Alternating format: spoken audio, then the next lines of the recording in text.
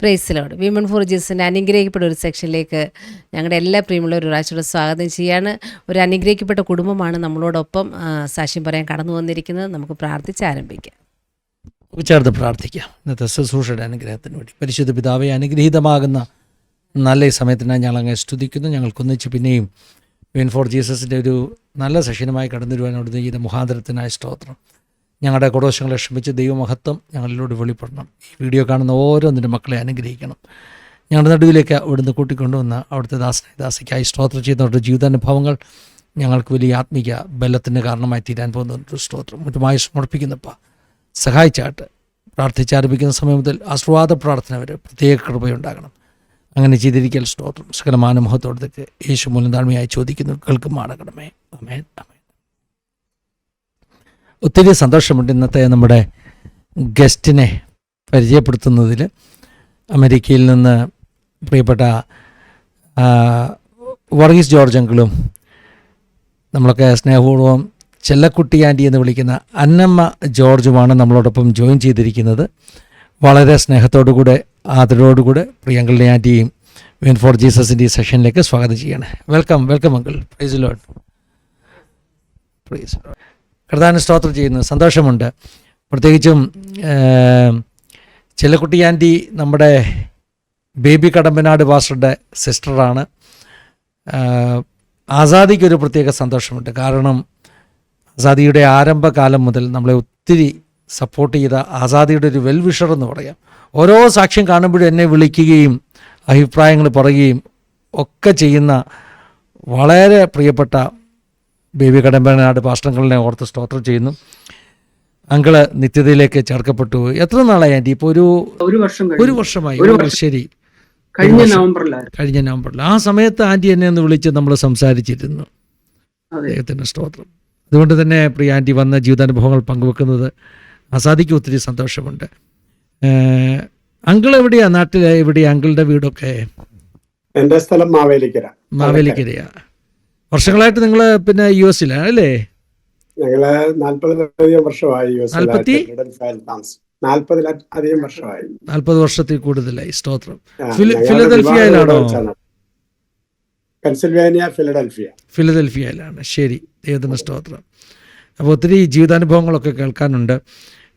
ഞാൻ ചുരുക്കമായിട്ടൊന്ന് പരിചയപ്പെടുത്തിയെങ്കിലും കുടുംബത്തെക്കുറിച്ചും മാതാപിതാക്കളെക്കുറിച്ചും ഒക്കെ നിങ്ങൾക്ക് രണ്ടുപേർക്കും പറയാം. ഇന്ന് പ്രേക്ഷകർക്ക് വേണ്ടി ഒന്ന് പരിചയപ്പെടുത്തുകയാണെങ്കിൽ രണ്ടുപേരുടെയും പശ്ചാത്തലമൊക്കെ ഒന്ന് പറഞ്ഞ് പരിചയപ്പെടുത്തുകയാണെങ്കിൽ അത് അനുഗ്രഹമായിരിക്കും. എൻ്റെ പേര് വർഗീസ് ജോർജ്, വീട്ടിൽ ജോർജ് കുട്ടി എന്ന് വിളിക്കും. ഞങ്ങൾ 6 സഹോദരങ്ങളാണ്. മാതാവും പിതാവും ഞങ്ങളെ മർത്തമ ബാക്ക്ഗ്രൗണ്ടിലായിരുന്നു. എന്നാൽ ആ സമയങ്ങളിൽ എൻ്റെ ചെറുപ്പത്തിൽ പിതാവിനൊരു ആക്സിഡൻറ്റ് ഉണ്ടായി. അദ്ദേഹം തോളലൊടിഞ്ഞ് കിടക്കയിലായിരുന്ന സമയത്ത് യാക്കോബായ സമുദായത്തിൽപ്പെട്ടുന്ന ഒരു മാതാവ് പ്രാർത്ഥിച്ചുകൊണ്ടിരുന്നപ്പോൾ ഇങ്ങനെ ഒരു യൗവനക്കാരൻ ആക്സിഡൻ്റായി കിടക്കുന്നു, ശത്രുവിൻ്റെ ബന്ധനത്തിലായി, അദ്ദേഹത്തിന് വേണ്ടി പോയി പ്രാർത്ഥിക്കണമെന്ന് ആ മാതാവിന് ദൈവം വെളിപ്പെടുത്തിയനുസരിച്ച് മാതാവ് ഞങ്ങളുടെ ഭവനത്തിൽ വന്ന് എൻ്റെ പിതാവിന് വേണ്ടി പ്രാർത്ഥിക്കുകയും പിതാവിൻ്റെ ആ കംപ്ലീറ്റ് ഉണ്ടായ ആക്സിഡൻറ്റിൽ നിന്ന് അദ്ദേഹത്തിന് വിടുതൽ ലഭിക്കുകയും ദൂത് അറിയിക്കുകയും ഒക്കെ കർത്താവിൻ്റെ ദാസിൽ കൂടെ അറിയിക്കുകയും ചെയ്ത അനുസരിച്ച് കർത്താവ് പൂർണ്ണമായി വിടുതൽ കൊടുക്കുകയും പിന്നീട് അദ്ദേഹം ഒരു സുവിശേഷ പ്രവർത്തകനായ മർത്തമ്മൽ തന്നെ ആയിരിക്കാൻ ദൈവം സഹായിച്ചു. പിന്നീട് അദ്ദേഹം സ്നാനപ്പെടുകയും മർത്തമ്മൽ തന്നെ നിന്നുകൊണ്ട് സുവിശേഷ പ്രവർത്തനങ്ങൾ ചെയ്യുകയും ചെയ്തു. അത് കഴിഞ്ഞ് എൻ്റെ മൂത്ത സഹോദരനാണ് ആദ്യമായി രക്ഷയിലേക്ക് വിശ്വാസത്തിലേക്ക് കടന്നു വന്നത്.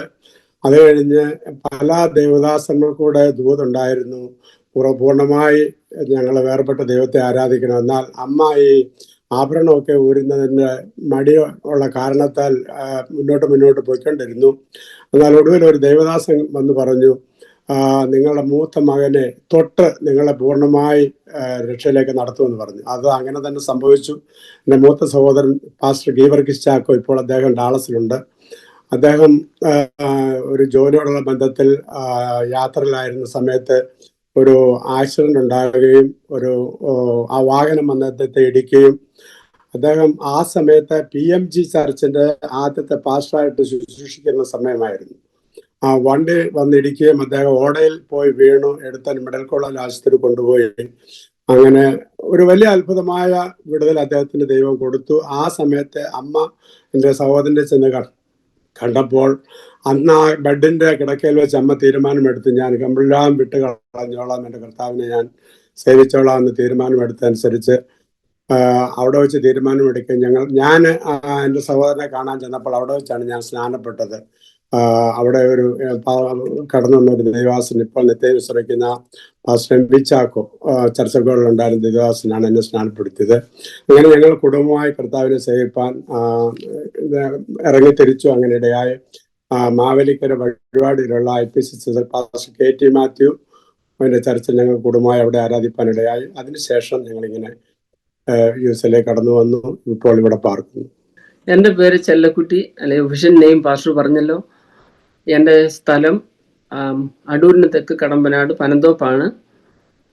പിന്നെ ഞാൻ ഞങ്ങളുടെ പേരൻസ്, അപ്പച്ചനും അമ്മയും ഞങ്ങൾ 8 മക്കളുമായിരുന്നു. അത് 7 പെണ്ണും ഒരാണും. ഒരാളാണ് പാസ്റ്റർ ബേബി ഗവൺമെൻറ്. ഇന്ന് കർത്താവിൻ്റെ സന്നിധിയിൽ വിശ്രമിക്കുന്നു. ബാക്കി ഇന്നിപ്പോഴ് അപ്പച്ചനും അമ്മയും ഞങ്ങൾ ഞങ്ങളുടെ മൂത്ത 2 സഹോദരങ്ങൾ കർത്തസന്നിധിയിൽ വിശ്രമിക്കുന്നു. പിന്നെ ഞങ്ങൾ ഇവിടെ കടന്നു വന്നു. ഇത്രത്തോളം ആയിത്തീരുവാനിടയായതിൻ്റെ എല്ലാം മുഖാന്തരം ഞങ്ങളുടെ ജീവിതത്തിൽ പ്രാർത്ഥനാ ജീവിതം ഞങ്ങളുടെ കുടുംബത്തിൽ വെച്ച് തന്നെ ഉണ്ടായിരുന്നു. എൻ്റെയും എൻ്റെ കുടുംബത്തിൻ്റെയും വാസ്തവത്തിൽ രക്ഷയുടെ അനുഭവം ലഭിച്ചതാണ് ഞങ്ങൾ ഇങ്ങനെയൊക്കെ വരാൻ കാരണമായി തീർന്നത്. എൻ്റെ 16-ാമത്തെ വയസ്സിൽ കർത്താവായ യേശു ക്രിസ്തുവിനെ സ്വന്തം രക്ഷിതാവായി സ്വീകരിച്ചു. വിശ്വാസ സ്നാനം സ്വീകരിച്ച് പരിശുദ്ധാത്മാവിൽ നിറഞ്ഞതുവരെയും ആയിത്തീരാനിടയായിത്തീർന്നു. ഞങ്ങളുടെ കുടുംബം, എൻ്റെയും അച്ഛൻ്റെയും ഞങ്ങളുടെ കുടുംബം, ഞങ്ങൾക്ക് 2 മക്കളുണ്ട്. മക്കള് പേര് ഫേവ, ജസ്റ്റിൻ. അവർ 2 പേരും വിവാഹിതരാണ്. ഞങ്ങളുടെ മരുമക്കൾ ജെയ്സനും ആനയും. അവരിപ്പോൾ ഇവിടെ ഉണ്ട്, അമേരിക്കയിലുണ്ട്. ഇവിടെ വെച്ചാണ് ഞങ്ങൾക്ക് കുഞ്ഞുങ്ങളൊക്കെ ജനിച്ചതും. ഞങ്ങൾക്ക് 4 കൊച്ചുമക്കളും ഉണ്ട്. അങ്ങനെ ഞങ്ങൾ സന്തോഷമായിട്ട് ഇവിടെ കഴിയുന്നു. പിന്നെ കർത്താവിൻ്റെ ദാസൻ പറഞ്ഞതുപോലെ തന്നെ നിങ്ങളുടെ മിനിസ്ട്രിയെ ഞങ്ങൾ ഓർത്ത് എപ്പോഴും പ്രാർത്ഥിക്കുന്നുണ്ട്.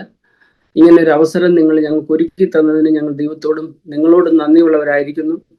കൂടാതെ കണ്ട് ഈ ആസാദി മിനിസ്ട്രി അത് അനേകർക്ക് അനുഗ്രഹമായി തീരട്ടെ എന്ന് ഞങ്ങൾ പ്രാർത്ഥിക്കുന്നു. ഒരിക്കൽ കൂടി പറയട്ടെ, നിങ്ങളുടെ മിനിസ്ട്രിയിൽ കൂടെ അനേക ദൈവദാസന്മാർ, ഇന്നലെ ഒരു മീറ്റിങ്ങിൽ കർത്താവിൻ്റെ ദാസൻ പറഞ്ഞത്, അനേക സ്ഥലങ്ങളിൽ കഷ്ടപ്പെടുന്ന ദൈവദാസന്മാരുടെ കാര്യത്തെ പറ്റി മിനിസ്ട്രിയിൽ പറയുവാൻ ആഗ്രഹിക്കുന്നു. അങ്ങനെ നിങ്ങൾ മിനിസ്ട്രിയിൽ കൂടെ കൊണ്ടുവരുന്ന അനേകം മിനിസ്ട്രി കാണുവാനും ഞങ്ങളാൽ അവളുമൊക്കെ അതിൽ പാർട്ടേക്കായി തീരുവാനും കർത്താവ് ഞങ്ങളെയും ഉപയോഗിച്ചുകൊണ്ടിരിക്കുന്നു എന്നുള്ളത് സന്തോഷത്തോടെ പറയുവാൻ ആഗ്രഹിക്കുന്നു. പിന്നെ ഞങ്ങളുടെ ജീവിതത്തിൽ ഞങ്ങൾ ഇവിടെ പറയുവാൻ ആഗ്രഹിക്കുന്ന സാക്ഷ്യങ്ങൾ ദൈവത്തിൻ്റെ ആത്മാവ് നേരത്തെ ഞങ്ങളെ കാണിച്ചു തരികയും അത് ഞങ്ങളുടെ ജീവിതത്തിൽ അനുഭവമാക്കി തീർത്തതിനെ തുടർന്നാണ്, അങ്ങനെയാണ് ഞങ്ങൾ പറയുവാൻ ആഗ്രഹിക്കുന്നത്. തുടർന്നുള്ള ഞങ്ങളുടെ സാക്ഷ്യവാചകങ്ങളിൽ ഞങ്ങളത് പറയുന്നതായിരിക്കും. എന്നെ കാണിച്ചിട്ടുള്ള വിഷയങ്ങളെല്ലാം തന്നെ ഓൾമോസ്റ്റ് എല്ലാം ഒരു ബുക്കിൽ ഇങ്ങനെ എഴുതി വെക്കുമായിരുന്നു. അതിൽ ചിലത് ഞങ്ങൾ ദിവ്യവാർത്ത എന്ന മിനിസ്ട്രിയിൽ കൂടെ ഞങ്ങളെ പബ്ലിഷ് ചെയ്തിട്ടുമുണ്ട്. ഈ അടുത്ത സമയങ്ങളിൽ ഞങ്ങളിങ്ങനെ പ്രാർത്ഥിച്ചുകൊണ്ടിരുന്ന കർത്താവ് തന്നതായ അനുഭവങ്ങൾ ഒത്തിരിയാണ്, അനുഭവിച്ചറിഞ്ഞത് ഒത്തിരിയാണ്. ഇതെല്ലാം ഇങ്ങനെ എഴുതി മറച്ചു വെച്ചിട്ട് എന്നാ കാര്യം? കാരണം ഞങ്ങളുടെ കുഞ്ഞുങ്ങൾക്ക് ഭാഷ അറിയില്ല നാളെ വായിച്ച് മനസ്സിലാക്കാൻ. അങ്ങനെയെങ്കിൽ ഞങ്ങൾക്കൊരു പുതുവഴി തുറന്നു തരണേ എന്ന് ദൈവത്തിന്റെ സന്നിധിയിൽ ഞങ്ങൾ പ്രാർത്ഥിച്ചുകൊണ്ടിരുന്നു. അങ്ങനെ ഇരിക്കുമ്പോഴാണ് ഗുജറാത്തിലും ന്യൂയോർക്കിലും കർത്താവിന്റെ വേല ചെയ്യുന്ന കർത്താവിന്റെ ദാസൻ പാസ്റ്റർ ഡേവിസ് മാത്യു ഞങ്ങളുടെ സഭയിൽ കടന്നു വന്നു. ശുശ്രൂഷാനന്തരം അദ്ദേഹമായിട്ടുള്ള സഹകരണത്തിലാണ് ഇങ്ങനെ എന്നോട് പറഞ്ഞ, ആൻറ്റി, നിങ്ങൾ ഇങ്ങനെ കർത്താവ് തന്നിരിക്കുന്ന നന്മകളെ ഇങ്ങനെ മറച്ചു വെച്ചിരുന്നാൽ നിങ്ങൾക്ക് എന്താ അതിന് പ്രയോജനം? അതൊരു മീഡിയയിൽ കൂടെ ആരെങ്കിലും അറിയിച്ചാൽ അത് നല്ലതായിരിക്കും, അത് ആർക്കെങ്കിലുമൊക്കെ പ്രയോജനം വരുമല്ലോ എന്നിങ്ങനെ ഞങ്ങളോട് പറഞ്ഞു. അനേക ദൈവദാസന്മാരും പറഞ്ഞു, അദ്ദേഹമാണ് പറഞ്ഞു, ഞാൻ ആസാദി മിനിസ്ട്രി ഞങ്ങൾ കോണ്ടാക്ട് ചെയ്യുമെന്ന് ഞങ്ങളോട് പറഞ്ഞു. അതിനുശേഷം കർത്താവിൻ്റെ ദാസന്മാർ പലരും ഞങ്ങളോട് പറഞ്ഞു ഇങ്ങനെ ചെയ്യണമെന്ന്. എന്നാൽ അങ്ങനെ ഒരു മീഡിയയുടെ മുമ്പിൽ വന്നിരുന്ന് പറയാനുള്ള ഒരു കഴിവോ അറിവോ ഒന്നും ഞങ്ങൾക്കില്ലാതിരുന്നത് കൊണ്ട് ഞങ്ങൾ ഇങ്ങനെ മൗനമായിരുന്നു പ്രാർത്ഥിച്ചു. ദൈവം ഇങ്ങനെ ഒരു പുതുവഴി തുറന്നു എന്നത് ഓർത്ത് ദൈവത്തെ സ്തുതിക്കുന്നു. ഞങ്ങളുടെ സഭയിലെ കർത്താവിൻ്റെ ദാസനെയും വിളിച്ച് ഞങ്ങൾ ഇവിടെ വന്നു. അദ്ദേഹം ഞങ്ങൾക്ക് വേണ്ടി പ്രാർത്ഥിച്ചപ്പോൾ എന്നോട് പറഞ്ഞു, aunty, this is your time, നിങ്ങളുടെ സമയം ഇപ്പോഴാണ്, നിങ്ങൾ ഇനി അത് മറച്ചു വെക്കണ്ട, കർത്താവിൻ്റെ നാമത്തിന് വേണ്ടി നിങ്ങൾ പറയാനുള്ളത് പറയണം എന്ന് അദ്ദേഹവും പറഞ്ഞു അങ്ങനെയാണ് ഞങ്ങളിങ്ങനെ ഈ ഇത് ഇങ്ങനൊരു സാഹചര്യം ഒരുങ്ങാൻ ആഗ്രഹിച്ചതും പ്രാർത്ഥിച്ചതും. സ്തോത്രം. ഡേവിസ് പാസ്റ്ററെ ഓർത്ത് സ്തോത്രം ചെയ്യുന്നു. പാസ്റ്റർ എനിക്ക് മെസ്സേജ് ഇട്ടു, ഇതുപോലെ ആൻറ്റിയുടെ നല്ലൊരു ടെസ്റ്റ് മണിയാണ്, എനിക്കൊരു വീഡിയോ ക്ലിപ്പ് ഇട്ടു തന്നു. ആൻറ്റി അന്ന് സംസാരിച്ചുകൊണ്ടിരുന്നൊരു വീഡിയോ ക്ലിപ്പൊക്കെ ഇട്ടു തന്നു. എത്രയോ അനുഗ്രഹിക്കപ്പെട്ട ടെസ്റ്റ് മണീസ് ഉണ്ട് ആൻറ്റി, നമ്മൾ ഇന്ന് വരെ കേൾക്കാത്തത്. ഞാൻ ആൻറ്റിയുടെ ആ ടെസ്റ്റ് മണിയൊക്കെ ഒന്ന് കേട്ടപ്പോൾ എനിക്ക് മനസ്സിലായി വളരെ സ്വീറ്റായിട്ടുള്ള കുറേ അനുഭവങ്ങൾ ആൻറ്റിക്കുണ്ട്. വ്യക്തിപരമായിട്ട് കർത്താവിനെ അനുഭവിച്ചറിഞ്ഞ കുറേ അനുഭവങ്ങളുണ്ട്. അതുകൊണ്ട് തന്നെ ഒത്തിരി സന്തോഷമുണ്ട് ഇത് നമ്മുടെ മാധ്യമത്തിലൂടെ പ്രിയമുള്ളവരുടെ മുമ്പിൽ കൊണ്ടുവരാൻ. സത്യത്തിൽ ഡേവിസ് പാസ്റ്റർ പറയുന്നതിന് മുമ്പേ ആൻറ്റിയുടെ നമ്പർ എൻ്റെ കയ്യിലുണ്ട്. കാരണം ആൻറ്റി പലപ്പോഴും എന്നെ കോൺടാക്ട് ചെയ്തിട്ടുണ്ട്. അന്നേരം ഒന്നും ആൻറ്റി പറഞ്ഞിട്ടില്ല എനിക്കൊരു ടെസ്റ്റ് മണി ഉണ്ടെന്നൊന്നും. ദൈവത്തിൻ്റെ സമയത്തിന് വേണ്ടി കാത്തിരിക്കുകയായിരുന്നു. അപ്പോൾ എല്ലാം പെർഫെക്റ്റ് ടൈമിംഗ് ആണ്. ദൈവത്തിൻ്റെ സ്തോത്രം. ഞങ്ങളിനി അധികം ചോദിക്കുന്നില്ല, എനിക്കറിയാം ഒത്തിരി സാക്ഷ്യമുണ്ടെന്നുള്ളത്. അതുകൊണ്ട് കണ്ടിന്യൂ ചെയ്യാം കേട്ടോ. നിങ്ങൾക്ക് രണ്ടുപേർക്കും പറയാം ജീവിതാനുഭവങ്ങൾ. കണ്ടിന്യൂ ചെയ്യാം, ആൻറ്റിക്ക് പറയാം. സ്തോത്രം. Okay, thank you. ഞാൻ വളരെ സന്തോഷമുണ്ട് പക്ഷേ സിസ്റ്ററെ, ഞങ്ങൾ പ്രാർത്ഥിച്ചുകൊണ്ടിരുന്ന വിഷയമായിരുന്നു. കാലങ്ങൾ കാരണം ഞങ്ങളുടെ പ്രായം കഴിഞ്ഞു പോകുന്നു. ഇനിയിപ്പം എത്ര നാളിങ്ങനെ കർത്താവിൻ്റെ വചനത്തിൻ്റെ അടിസ്ഥാനത്തിൽ ഉണ്ടെന്ന് നമുക്കറിയില്ലല്ലോ. എങ്കിലും മറച്ചു വെച്ചിട്ട് ഭൂമിയിൽ നിന്ന് പോകുന്നതിനകത്തൊരു സന്തോഷമില്ലായിരുന്നു. തക്ക സമയത്ത് കർത്താവ് വഴിയൊരുക്കി. നിങ്ങളോട് സുവിശേഷം അറിയിച്ച് നിങ്ങളെ വിശ്വാസത്തിൽ നടത്തിയവരെ, നിങ്ങളെ നടത്തുന്നവരെ അനുസരിക്കണം എന്ന കർത്താവിൻ്റെ വചനത്തിൽ എബ്രായ ലേഖനത്തിലൊരു വാക്യമുണ്ട്. ഞങ്ങളുടെ ഈ പെന്തക്കോസ്ത് വിശ്വാസത്തിൽ കടന്നു വരുവാൻ ഞങ്ങളുടെ കുടുംബങ്ങളിൽ കയറി ഇറങ്ങി പ്രാർത്ഥിച്ച് അനേക ദൈവമക്കൾ, ദൈവദാസന്മാർ, കൂട്ടു സഹോദരങ്ങൾ, ദൈവദാസിമാർ ഒരു മണിക്കൂറുകളോളം ഞങ്ങളുടെ ഭവനത്തിൽ കയറിയിരുന്ന് തറയിലിരുന്ന് കണ്ണുനീരൊഴുക്കി ഞങ്ങൾക്ക് വേണ്ടി ഞങ്ങളുടെ വിഷയം ഏറ്റെടുത്ത് പ്രാർത്ഥിച്ച ദൈവമക്കളാണ്. അവരിൽ പലരും ഇന്ന് നിത്യതയിൽ വിശ്രമിക്കുന്നുണ്ട്, പലരും ഇപ്പോൾ ജീവനോടെയുണ്ട്. ഞങ്ങളുടെ പനന്തോപ്പ് പ്രദേശത്ത് കർത്താവിൻ്റെ വേലയുമായിട്ട് ഇപ്പോൾ ഞങ്ങൾക്കുള്ളതായ IPC സഭയുടെ വേലയുമായിട്ട് കടന്നു വന്നത് കർത്താവിൻ്റെ ദാസൻ പാസ്റ്റർ ബെഞ്ചമിൻ വർഗീസ് ആണ്. അദ്ദേഹം അവിടെ കടന്നു വന്ന് അവിടെയുള്ള ഒരു CPM ഫാമിലിയുമായിട്ട് സഹകരിച്ചിട്ട് അവിടെ ആ പ്രവർത്തനം ആരംഭിച്ചു. ഭവനങ്ങളിൽ കയറി ഇറങ്ങി ആത്മാക്കളെ നേടുവാൻ അദ്ദേഹത്തിന് ഇടയായി തീർന്നു. എൻ്റെ വിശ്വാസ സ്നാനം, എന്നെ സ്നാനപ്പെടുത്തുവാനായിട്ട് കർത്താവ് ഉപയോഗിച്ചത് പ്രവാചകി അന്നമ്മയമ്മച്ചിയുടെ ഭർത്താവ് ശാമുവേൽ പാസ്റ്റർ അവറുകളായിരുന്നു.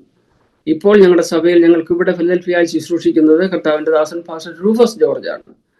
അദ്ദേഹവും ഈ ചാനലിൽ വന്ന് കർത്താവിൻ്റെ സാക്ഷ്യം പറഞ്ഞിട്ടുണ്ടെന്നുള്ളത് ഞങ്ങൾക്ക് അറിയാം, ഞാൻ കേട്ടിട്ടുണ്ട്. ഞങ്ങളുടെ വിശ്വാസ ജീവിതത്തിൻ്റെ ആരംഭകാല അനുഭവങ്ങൾ എന്ന് വെച്ചാൽ എൻ്റെ കുടുംബത്തിൻ്റെ അനുഭവങ്ങൾ അല്പം ഷെയർ ചെയ്യാൻ ആഗ്രഹിക്കുന്നുണ്ട്.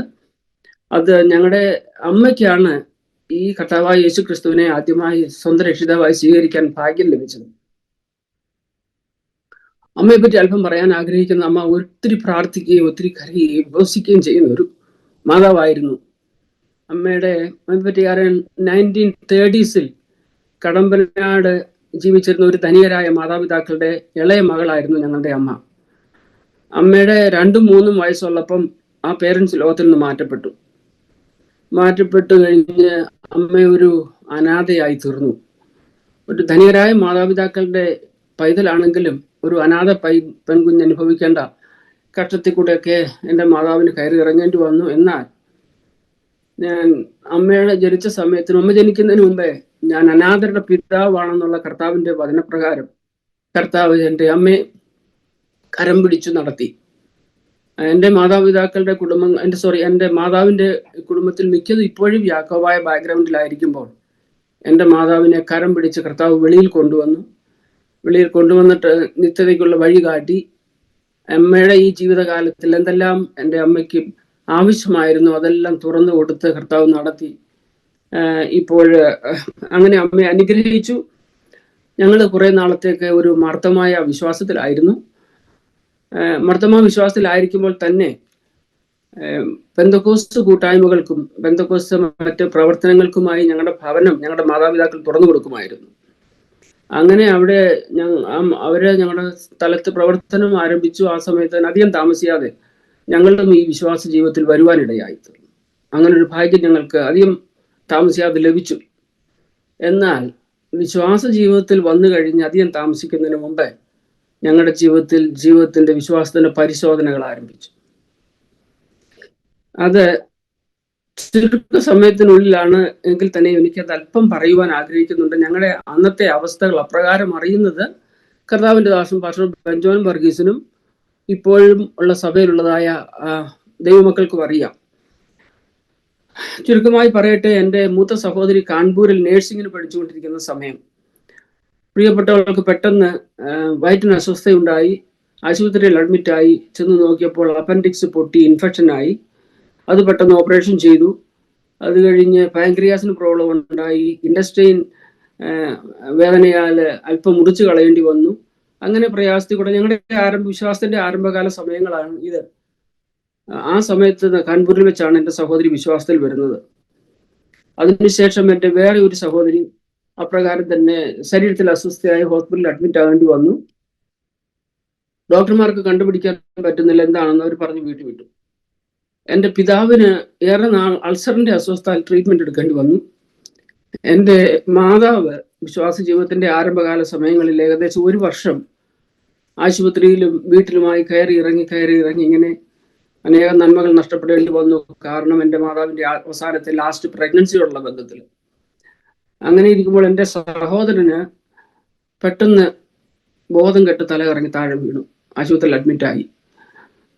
ഞാൻ എൻ്റെ 16-ാമത്തെ വയസ്സിൽ 18-ാമത്തെ വയസ്സിൽ വീടിന് മുറ്റത്തുള്ളതായ കിണറ്റിൽ വീഴുവാനിടയായി. ഇതൊക്കെ ഞങ്ങളുടെ വിശ്വാസ ജീവിതത്തിന്റെ ആരംഭകാല സമയങ്ങളായിരുന്നു. കൂടാതെ കണ്ട് ഞങ്ങളുടെ പ്രിയപ്പെട്ടവർക്ക് ഞങ്ങളുടെ യാക്കോബായ മാർത്തമായ CSA ബാക്ക്ഗ്രൗണ്ടിൽ നിന്ന് ഇറങ്ങി പെന്തക്കോസ് കൂട്ടത്തിന്റെ കൂടെ ആയി എന്നുള്ള കാരണത്താൽ അവർക്ക് അല്പമല്ലാത്ത പ്രയാസം ഞങ്ങളോടുണ്ടായി. പിന്നെ ഞങ്ങളുടെ വിശ്വാസത്തിൽ നടത്തിയവർക്ക് പോലും ഇവർ വിശ്വാസത്തിൽ നിൽക്കുമോ എന്നുള്ളൊരു ചിന്തയും ഉണ്ടായി. കാരണം അനവധി പരിശോധനയിൽ കൂടി ഞങ്ങൾ ഇങ്ങനെ കടന്നു പോവുകയാണ്. ഞാൻ ഐറ്റമൈസ് ചെയ്ത് പറഞ്ഞതിന്റെ അർത്ഥം, പരിശോധന എന്ന് പറയുമ്പോൾ എല്ലാവരും പരിശോധന പറയും, പക്ഷെ ഇതങ്ങനെയല്ലായിരുന്നു. കൂടാതെ ഞങ്ങൾക്ക് വിളവ് തന്നുകൊണ്ടിരുന്ന ഭൂമി ഞങ്ങൾ കൃഷി കൊണ്ട് നടും, പക്ഷെ ഒന്നും പറിച്ചെടുക്കാനില്ല, ഫലം തരാതെയായി. ഒരിടത്ത് നിന്ന് വൃക്ഷങ്ങളൊക്കെ പുഴു പിടിച്ച് മണ്ട ഒടിഞ്ഞു വീഴാൻ തുടങ്ങി. എഴുത്തിൽ നിന്ന് കന്നുകാലികളെല്ലാം കറക്കതണ്ണം പിടിച്ച് ചത്തുപെടും. അങ്ങനെ ഉണ്ടായിരുന്ന സകലതും ജീവിതത്തിൽ നഷ്ടമായി. ഒരു വലിയ കുടുംബത്തെ മുമ്പോട്ട് കൊണ്ടുപോകേണ്ടതിന് ഞങ്ങളുടെ പേരൻസ് അനുഭവിച്ചതായ വിഷമങ്ങൾ നമുക്ക് പറഞ്ഞറിയിക്കാൻ പറ്റത്തില്ല, അത്രമാത്രമായിരുന്നു. അന്ന് ഞങ്ങൾക്ക് ആശ്വാസമായിരുന്ന പല പ്രിയപ്പെട്ടവരുണ്ട്. എന്നാൽ അതിൽ 2 കുടുംബത്തിന്റെ കാര്യം ഞാൻ എടുത്തു പറയാൻ എൻ്റെ ഈ പ്ലാറ്റ്ഫോമിൽ ഞാൻ ആഗ്രഹിക്കുന്നത്, ഞങ്ങളുടെ സഭയിൽ ഉണ്ടായിരുന്നതായ കാവളയിലെ കുടുംബം. അവിടുത്തെ പിതാവും സഹോദരങ്ങളും ഞങ്ങളുടെ ഈ അവസ്ഥ അറിഞ്ഞ് ഞങ്ങളുടെ ഭവനത്തിൽ കടന്നു വന്നിട്ട് ആത്മാവിൽ പാടിയും ആത്മാവിൽ പ്രാർത്ഥിച്ചും ഭൂമി വളവ് തരാതിരിക്കുന്നതിന്റെ കാരണം എന്തെന്ന് അവർക്ക് ആത്മാവിൽ മനസ്സിലായിട്ട് ദേശാന്തര ശക്തികളെ അവർ ശാസിച്ച് ആ പുരയിടം അവരുടെ കൈകൊണ്ട് തന്നെ എവിടെയെല്ലാം കൃഷി ചെയ്യാൻ പറ്റുമോ അവിടെയെല്ലാം കിളച്ച് കൃഷി ചെയ്യുവാനിടയാക്കി. അങ്ങനെ ദേശത്തിന്റെ ദേശാന്തര ശക്തികൾ ഞങ്ങളുടെ പുരയിടത്തിൽ നിന്ന് മാറുവാനിടയായി തീർന്നു. കൂടാതെ തന്നെ കടമ്പനാടിന് പടിഞ്ഞാറ് നാടശാലിക്കൽ കട എന്ന് പറഞ്ഞ ഒരു ഭവനമുണ്ട്. എൻ്റെ പിതാവിന് ആ സമയത്ത് വളരെ ആശ്വാസമായിരുന്ന ഒരു കുടുംബമാണ്. അന്നും യാക്കോബായ വിശ്വാസത്തിൽ തന്നെയാണ്. പക്ഷേ നമ്മുടെ ജീവിതയാത്രയിൽ നമ്മളെ കരം പിടിച്ച് നടത്തിയിട്ടുള്ള, നമ്മളെ സഹായിച്ചിട്ടുള്ള ആളുകളുടെ ചുവട് തിരിഞ്ഞു നോക്കി നമുക്ക് മറക്കാൻ പറ്റുകയില്ലല്ലോ. അതുകൊണ്ടാണ് ഞാൻ ഈ വിഷയം ഇപ്പോൾ ദൈവസന്നിധിയിൽ പറയുവാനിടയായി തീർന്നത്. ആ പറമ്പ് പ്രാർത്ഥിച്ച് കിളച്ച് പിന്നെ വിളവിറക്കി, അപ്പോൾ അതിന്റെ വ്യത്യാസമുണ്ടായി അല്ലേ? അതെ, അത് പിന്നെ ഫലഭൂഷ്ടമായി മാറി. മാറി. അത് വലിയൊരു അത്ഭുതമാണല്ലോ. ഒത്തിരി വിഷയങ്ങൾക്ക് ആ രീതിയിൽ ഞങ്ങൾക്ക് പരിഹാരം ലഭിച്ചു. ഞാനിങ്ങനെ എടുത്തു പറയാൻ കാരണം, നമ്മൾ കേൾക്കുന്നവര് ചിന്തിക്കാൻ സാധ്യതയുണ്ടല്ലോ, യോബിന്റെ അവസ്ഥയായിരുന്നു, പക്ഷെ നമുക്കറിയത്തില്ല യോബിന്റെ. പക്ഷെ ഇതായിരുന്നു ഞങ്ങളുടെ അവസ്ഥ. ഞങ്ങളുടെ ഇത്രയും വലിയ കുടുംബത്തിന്റെ അവസ്ഥ ടേക്ക് കെയർ ചെയ്യാൻ എൻ്റെ പേരൻസ് അത് മുഖാന്തരം.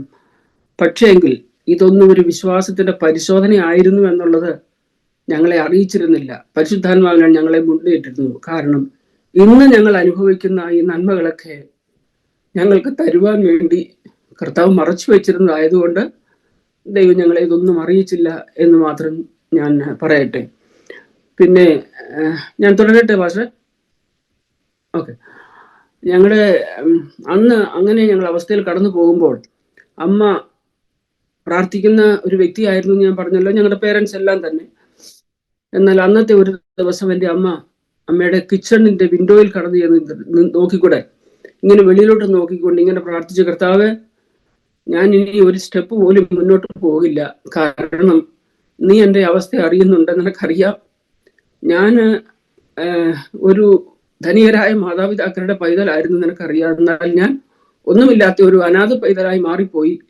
അതുകൊണ്ട് നീ എനിക്ക് എൻ്റെ കുഞ്ഞുങ്ങളുടെ അവസ്ഥ നീ കാണുന്നില്ലയോ? എൻ്റെ കുഞ്ഞുങ്ങളുടെ അവസ്ഥയ്ക്ക് മാറ്റം വരുത്തണം, അവരെ അനുഗ്രഹിക്കണം, ദേശത്ത് അവർ അനുഗ്രഹ വിഷയമായി തീരണം. കൂടാതെ അതും പോരാ, എൻ്റെ കുഞ്ഞുങ്ങളെ അനുഗ്രഹിക്കുന്ന അനുഗ്രഹം എൻ്റെ കണ്ണുകൊണ്ട് തന്നെ എനിക്ക് കാണണം എന്നെല്ലാം കർത്താവിന്റെ സന്നിധിയിൽ അമ്മ പ്രാർത്ഥിക്കുകയല്ലായിരുന്നു, അമ്മ സംസാരിക്കുകയായിരുന്നു. അതിനുശേഷം ഞങ്ങളുടെ ജീവിതത്തിൽ ആ കരച്ചിലും കണ്ണുനീരും കർത്താവ് കണ്ടു, കേട്ടു. അധികം താമസിയാതെ തന്നെ എൻ്റെ സഹോദരൻ ബേബി കടമനാടിനെ ബഹ്റിനിൽ വിടുവാനായിട്ട് കർത്താവ് ഒരു മുഖാന്തരം ഒരുക്കി. അദ്ദേഹം അവിടെ 2 വർഷത്തോളം അവിടെ ആയിരുന്നു. ആ സമയത്താണ് ഞങ്ങളുടെ അനുഗ്രഹത്തിന്റെ ചാനൽ തുറന്നു കിട്ടിയത്. അതിനുശേഷം എൻ്റെ മാവി അപ്പച്ചൻ്റെ പെങ്ങളെ കർത്താവ് ഈ പ്രദേശത്തേക്ക് കൊണ്ടുവന്നു. 81 എൻ്റെ പിതാവിനെ എൻ്റെ മാവി ഫയൽ ചെയ്ത് ഇവിടെ കൊണ്ടുവന്നു. 82 തൊട്ട് ഞങ്ങളെ ഏവരെയും ഞങ്ങളുടെ പിതാവ് ഈ പ്രദേശത്തേക്ക് കൊണ്ടുവരുവാനിടയായി തീർന്നു. ഞങ്ങൾ ഇന്ന് പറയട്ടെ, ഞങ്ങളുടെ മീതെ കർത്താവ് പിടിച്ചത് സ്നേഹത്തിന്റെ കൊടിയായിരുന്നു. അതുകൊണ്ട് ഞങ്ങളുടെ ജീവിതം ഇതുവരെയൊക്കെ ആയിത്തീരുവാനിടയായി. കർത്താവിന്റെ വചനത്തിൽ പറഞ്ഞിരിക്കുന്ന പോലെ അക്കരയ്ക്ക് പോകാം എന്ന് കർത്താവ് നമ്മളോട് പറഞ്ഞിട്ടുണ്ടെങ്കിൽ കർത്താവ് നമ്മുടെ കൂടെ വരും. അല്ല, അക്കരയ്ക്ക് പോകാൻ പറഞ്ഞാൽ അവന്റെ അദൃശ്യമായ കരം നമ്മളെ നടത്തും. ഒരിക്കലും ആഴത്തിൽ തള്ളുകയില്ല, ഒറ്റയ്ക്കിട്ടിട്ട് പോകില്ല. കുറെ കാലത്തേക്ക് ചിലപ്പോൾ അല്പമായ പ്രയാസങ്ങളൊക്കെ നമുക്ക് നേരിട്ടു എന്ന് തോന്നാം, എങ്കിലും തൻ്റെ മക്കളെ ഒരിക്കലും കർത്താവ് ഉപേക്ഷിക്കുകയില്ല. ഉള്ളതിനെ ഉള്ളതുപോലെ ചോദ്യം ചെയ്യാതെ കർത്താവിന്റെ കരങ്ങളിൽ കൊടുത്ത ആ ബാലന്റെ കയ്യിലുണ്ടായിരുന്ന അപ്പവും മീനും അത് കർത്താവിന്റെ കരങ്ങളിൽ കൊടുത്തു കഴിഞ്ഞപ്പോൾ കർത്താവ് അതിനെ സമൃദ്ധിയിലേക്ക് കൊണ്ടുവന്നു, അനുഗ്രഹിച്ചു. അവിടെ ഉണ്ടായിരുന്നതായ ജനത്തിന് 5000 പുരുഷന്മാർക്കും അതിനുശേഷം ഒരു ബാക്കി വരുത്തുവാൻ കർത്താവിന്റെ ആ പ്രവർത്തനം കൊണ്ടിടയായി.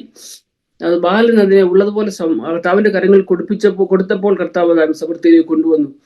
അതിനകത്ത് 12-ാം വാക്യത്തിൽ ഇങ്ങനെ ഒരു വാക്യം പറയുന്നുണ്ട്: നിങ്ങൾ തിന്ന് തൃപ്തി ആയതിനു ശേഷം നഷ്ടമാക്കാതെ അത് പെറുക്കിയെടുക്കണം എന്ന് ശിഷ്യന്മാരോട് കർത്താവ് പറഞ്ഞു. അത് കൊടുത്തത് അന്ത്രയോസ് ആയിരുന്നു. അപ്പവും മീനും ബാലന്റെ വകയായിരുന്നു. എന്നാൽ കർത്താവ് ശിഷ്യന്മാരോട് എല്ലാവരോടുമായിട്ട് പറഞ്ഞു, നിങ്ങളിത് പറക്കിയെടുക്കാൻ പറഞ്ഞു, നഷ്ടമാക്കരുത്. പറക്കിയെടുത്തപ്പോൾ 12 കൊട്ട നിറച്ചെടുത്തു. എൻ്റെ ബുദ്ധിയിൽ ഞാൻ ചിന്തിക്കുന്നത് ഇങ്ങനെയാണ്: ഈ 12 കൊട്ട പറക്കിയെടുക്കാൻ കാരണം 12 ശിഷ്യന്മാർക്ക് വേണ്ടിയുള്ളതായിരുന്നു. 12 പേർക്ക് ഓരോരുത്തർക്ക് കൊടുത്തു.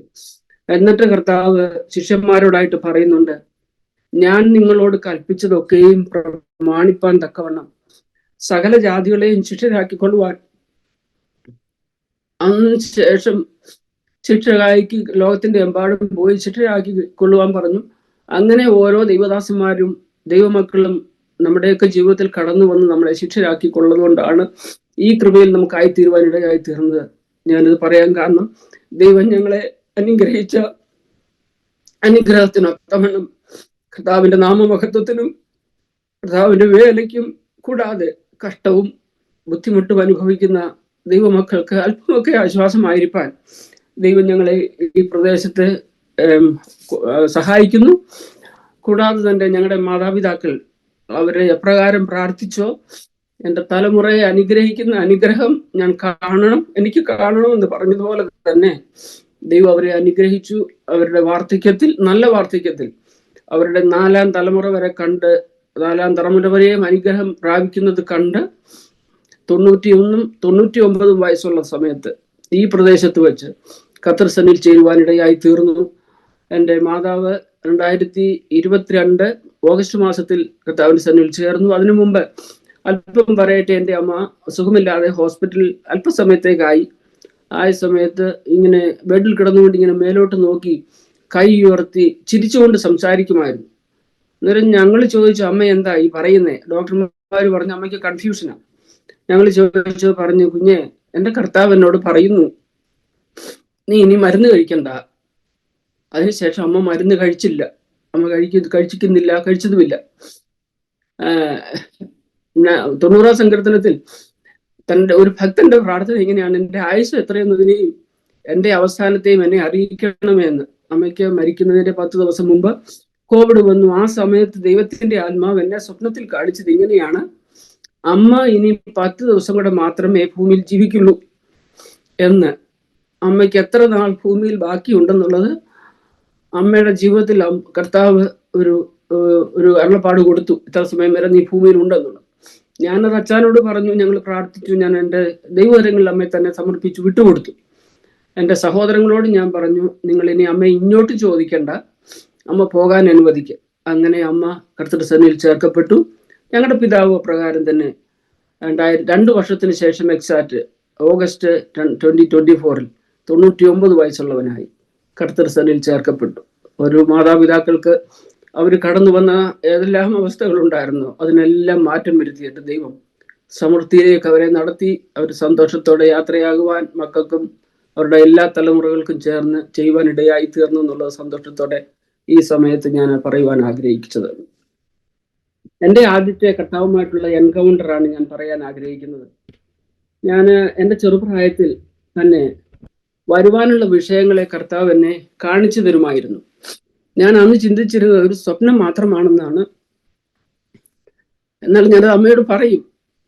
ഞങ്ങൾ മാർത്തമാരായിരുന്നപ്പോൾ തന്നെ കുടുംബ പ്രാർത്ഥനയ്ക്ക് വലിയ പ്രാധാന്യം കൊടുത്തിരുന്ന ഒരു കുടുംബമാണ്.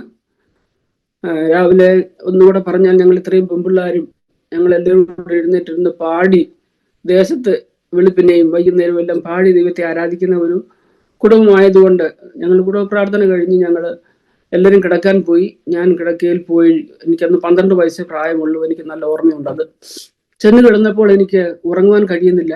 എൻ്റെ ശരീരം മുഴുവനും ചൊറിഞ്ഞ് തടിച്ച് നീരുകൊള്ളുകയാണ്. പെട്ടെന്ന് ഞാൻ എഴുന്നേറ്റ്, വേദനയുമുണ്ട്. ഞാൻ അമ്മയുടെ അടുത്ത് ചെന്ന് പറഞ്ഞു. അമ്മയുടെ കൈ എൻ്റെ ദേഹത്ത് വെച്ച് പ്രാർത്ഥിച്ചെന്നോട് പറഞ്ഞു, നീ പോയി കിടന്നോ. എന്നിട്ട് ഞാൻ പോയി കിടന്നു. അല്പസമയത്തിനുള്ളിൽ ഞാൻ മയങ്ങിപ്പോയി. ആ സമയത്ത് ഒരു മൃദുവായ ശബ്ദം ഞാൻ കേൾക്കുക. എൻ്റെ അടുത്ത് ആരോ കടന്നു വന്നിട്ട് എന്നോട് പറയുന്നു, നീ നിന്റെ വാഗൊണ്ട് പറ യേശുവിൻ്റെ നാമത്തിൽ വിട്ടുപോയെന്ന്. ഞാനത് സ്വപ്നത്തിൽ തന്നെ പറഞ്ഞു. അത് കഴിഞ്ഞ് പെട്ടെന്ന് എഴുന്നേറ്റ് നോക്കുമ്പോൾ എൻ്റെ ശരീരത്തിൽ നിന്ന് കംപ്ലീറ്റ് ആ വേദന മാറി. ഞാൻ സൗഖ്യം പ്രാപിച്ചു. എനിക്ക് അന്നൊന്നും അത്രയും അറിയില്ലല്ലോ. എങ്കിലും അതിനുശേഷം ഞാൻ ചിന്തിച്ചപ്പോൾ ഞാൻ ചോദിച്ചു, പ്രിയരെ, നമ്മുടെ കർത്താവിൻ്റെ കരത്തിനുള്ളിൽ നമ്മളായിരിക്കുന്നതും അവൻ്റെ ശബ്ദം കേൾക്കുന്നതും ഒക്കെ എത്ര മാധുര്യമാണ്. അത് അനുഭവിച്ചറിഞ്ഞ പ്രിയപ്പെട്ടവരെല്ലാം എത്ര ഭാഗ്യമുള്ളവരാണെന്ന് പിന്നെ ഞാൻ ചിന്തിപ്പാൻ ഇടയായി തീർന്നിട്ടുണ്ട്. ഞാനത് പിന്നെ എൻ്റെ ജീവിതയാത്രയിൽ ഞാൻ എൻ്റെ 18ാമത്തെ വയസ്സിൽ കിണറ്റിൽ വീണു എന്ന് ഞാൻ പറഞ്ഞല്ലോ. ഞങ്ങളുടെ വീടിന്റെ മുമ്പിലുള്ളതായ കിണറ്റില്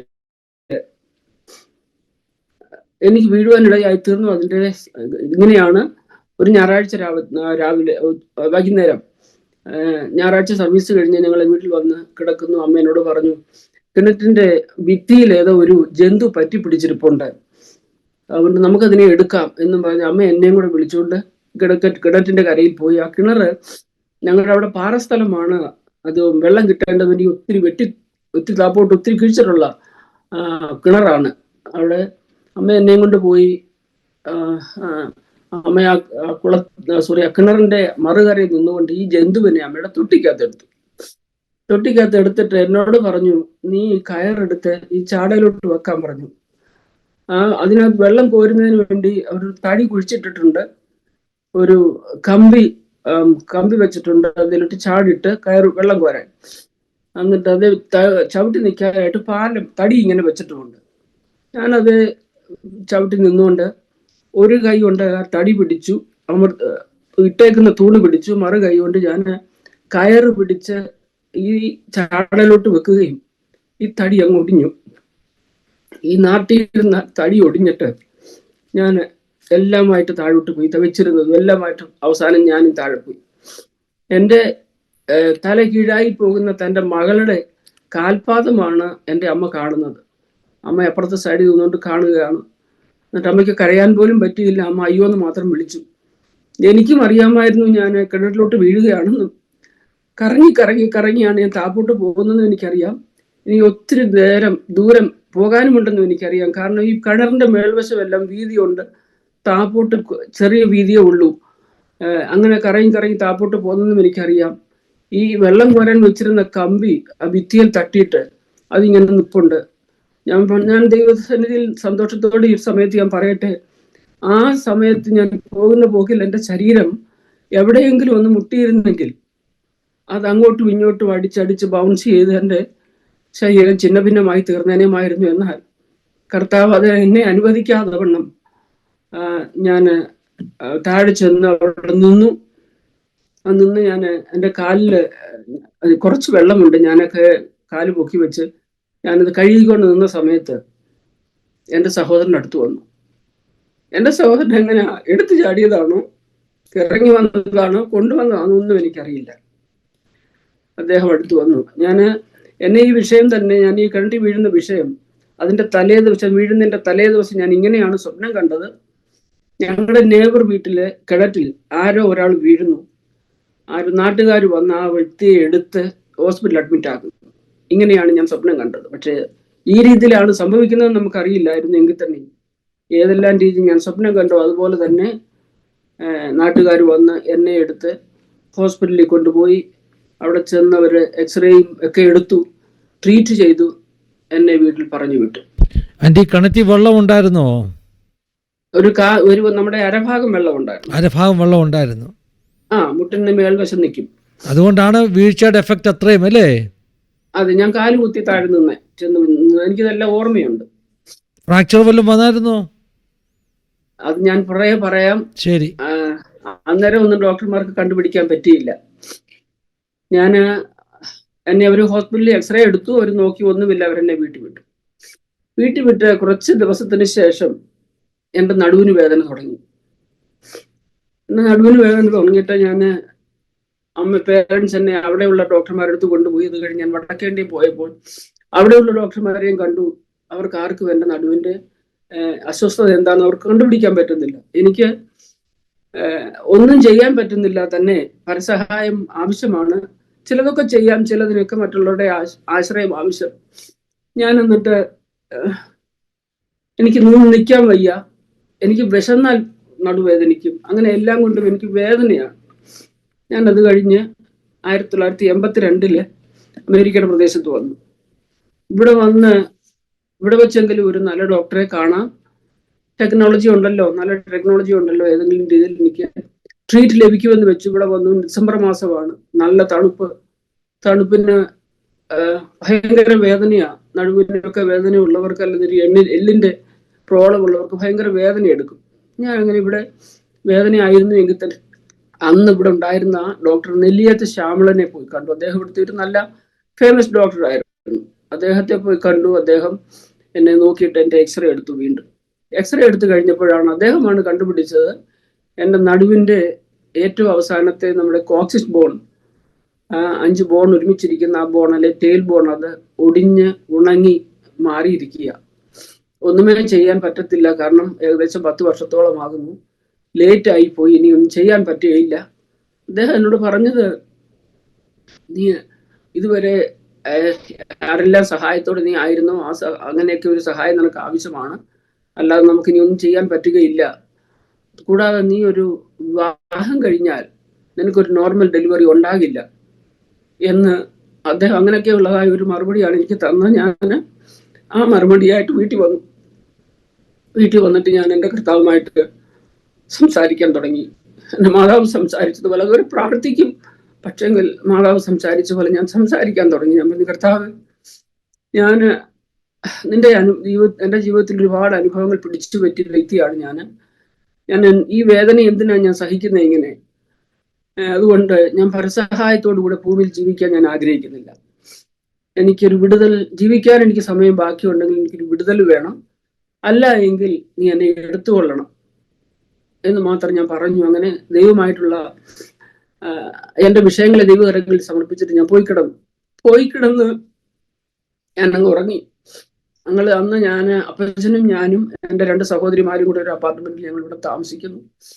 ഉറങ്ങി സ്വല്പം കഴിഞ്ഞപ്പോൾ എൻ്റെ കട്ടിലിൻ്റെ അടുത്ത് വളരെ ഉയരമുള്ള വെള്ളവസ്ത്രധാരികളായ 2 വ്യക്തികൾ കടന്നു വന്നിട്ട് അവരെന്നെ തട്ടി എന്നോട് എഴുന്നേക്കാൻ പറഞ്ഞു. സ്വപ്നത്തിലാണ് ഞാൻ എഴുന്നേറ്റ് അവരുടെ കയ്യിൽ ഒരു ബെൽറ്റ് ഉണ്ടായിരുന്നു. ആ ബെൽറ്റ് എൻ്റെ നടുവിനിട്ടിട്ട് അവരിറങ്ങിപ്പോയി. എന്നിട്ട് എന്നോട് പറഞ്ഞു കിടന്നോളാം. ഞാൻ പെട്ടെന്ന് ഉറക്കത്തിൽ നിന്ന് എഴുന്നേറ്റ് ഞാൻ നോക്കിയിട്ട് റൂമിൽ ആരെയും കാണുന്നില്ല. എൻ്റെ സഹോദരിമാർ 2 എൻ്റെ അടുത്തുള്ള ബെഡിൽ കിടന്നുറങ്ങുന്നുണ്ട്. റൂം അടച്ചിട്ടിരിക്കുന്നു. അവരിറങ്ങിപ്പോയി. അത് കഴിഞ്ഞ് ഞാൻ എഴുന്നേറ്റ് നോക്കുമ്പം എൻ്റെ ശരീരത്തിന്റെ വേദന എനിക്ക് കംപ്ലീറ്റ് മാറി. ഞാൻ ദൈവത്തോട് എനിക്ക് മനസ്സിലായത്, സ്വർഗം എനിക്ക് വേണ്ടി മനുഷ്യരാൽ പണി കഴിപ്പിക്കാത്ത ഒരു ബെൽറ്റ് ഉണ്ടാക്കിയിട്ട് എനിക്ക് വേണ്ടിയുള്ള ദൂതന്മാരെ അവിടെ പറഞ്ഞയച്ച് എൻ്റെ കണ്ണുനീര് കണ്ട് എൻ്റെ വേദന കണ്ട് കർത്താവ് എന്നെ സൗഖ്യമാക്കിയതാണെന്നുള്ളത് എനിക്കന്ന് അത് മനസ്സിലാക്കുവാനിടയായി തീർന്നു. അങ്ങനത്തെ എൻ്റെ ജീവിതത്തിന്റെ ഒരു അനുഭവം അതാണ്.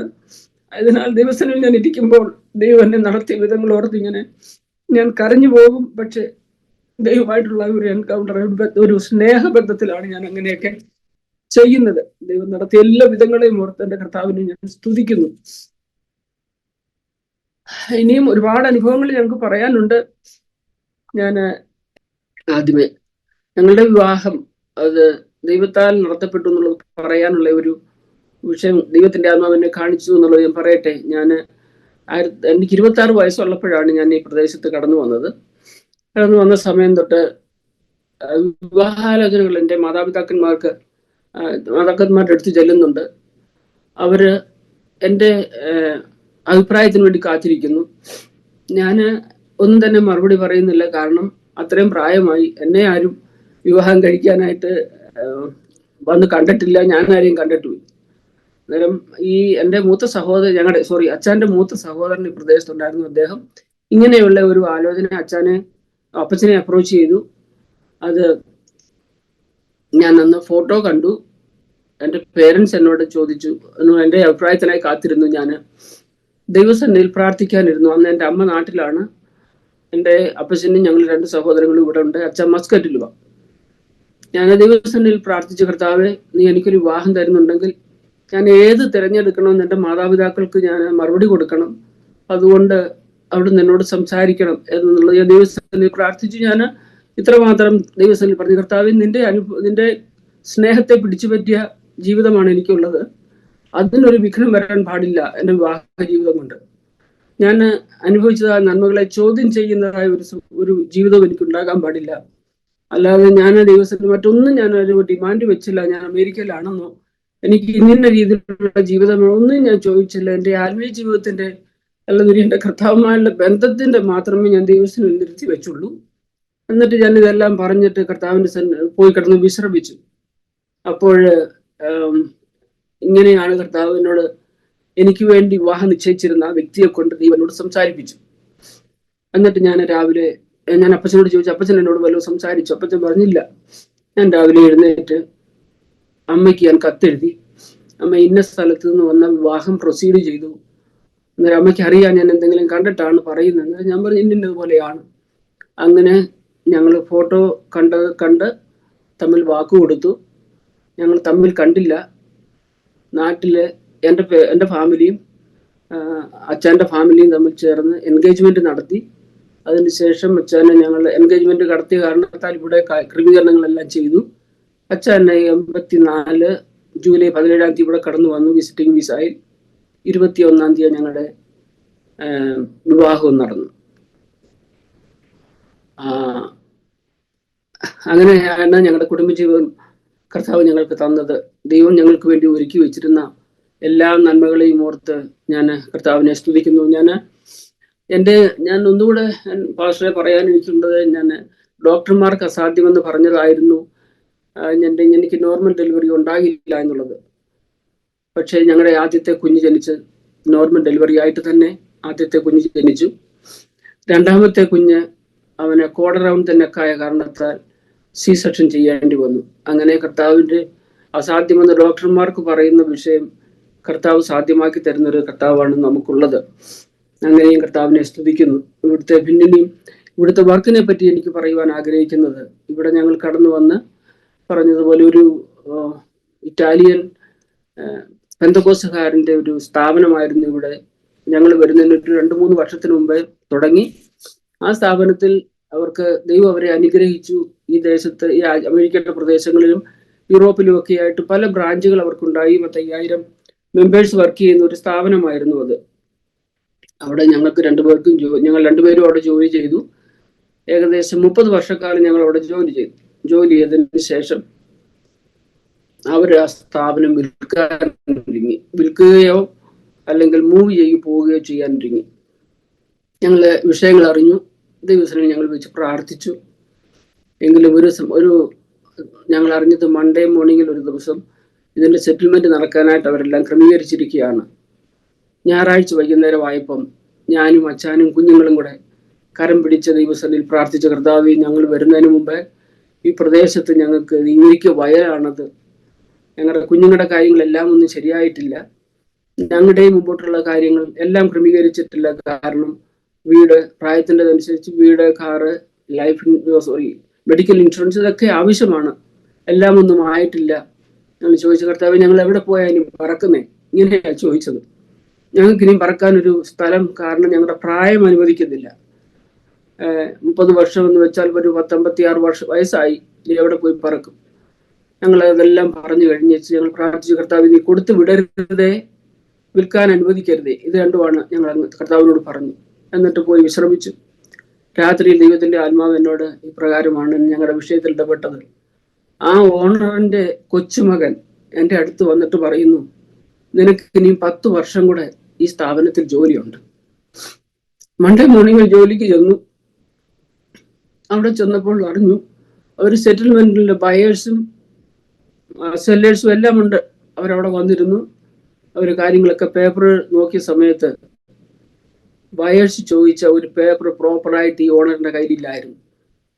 അക്കാരണത്താൽ അവരെ ബിസിനസ് വിട്ടിട്ട് ആ സെറ്റിൽമെന്റ് ക്യാൻസൽ ചെയ്തവർ പോയി.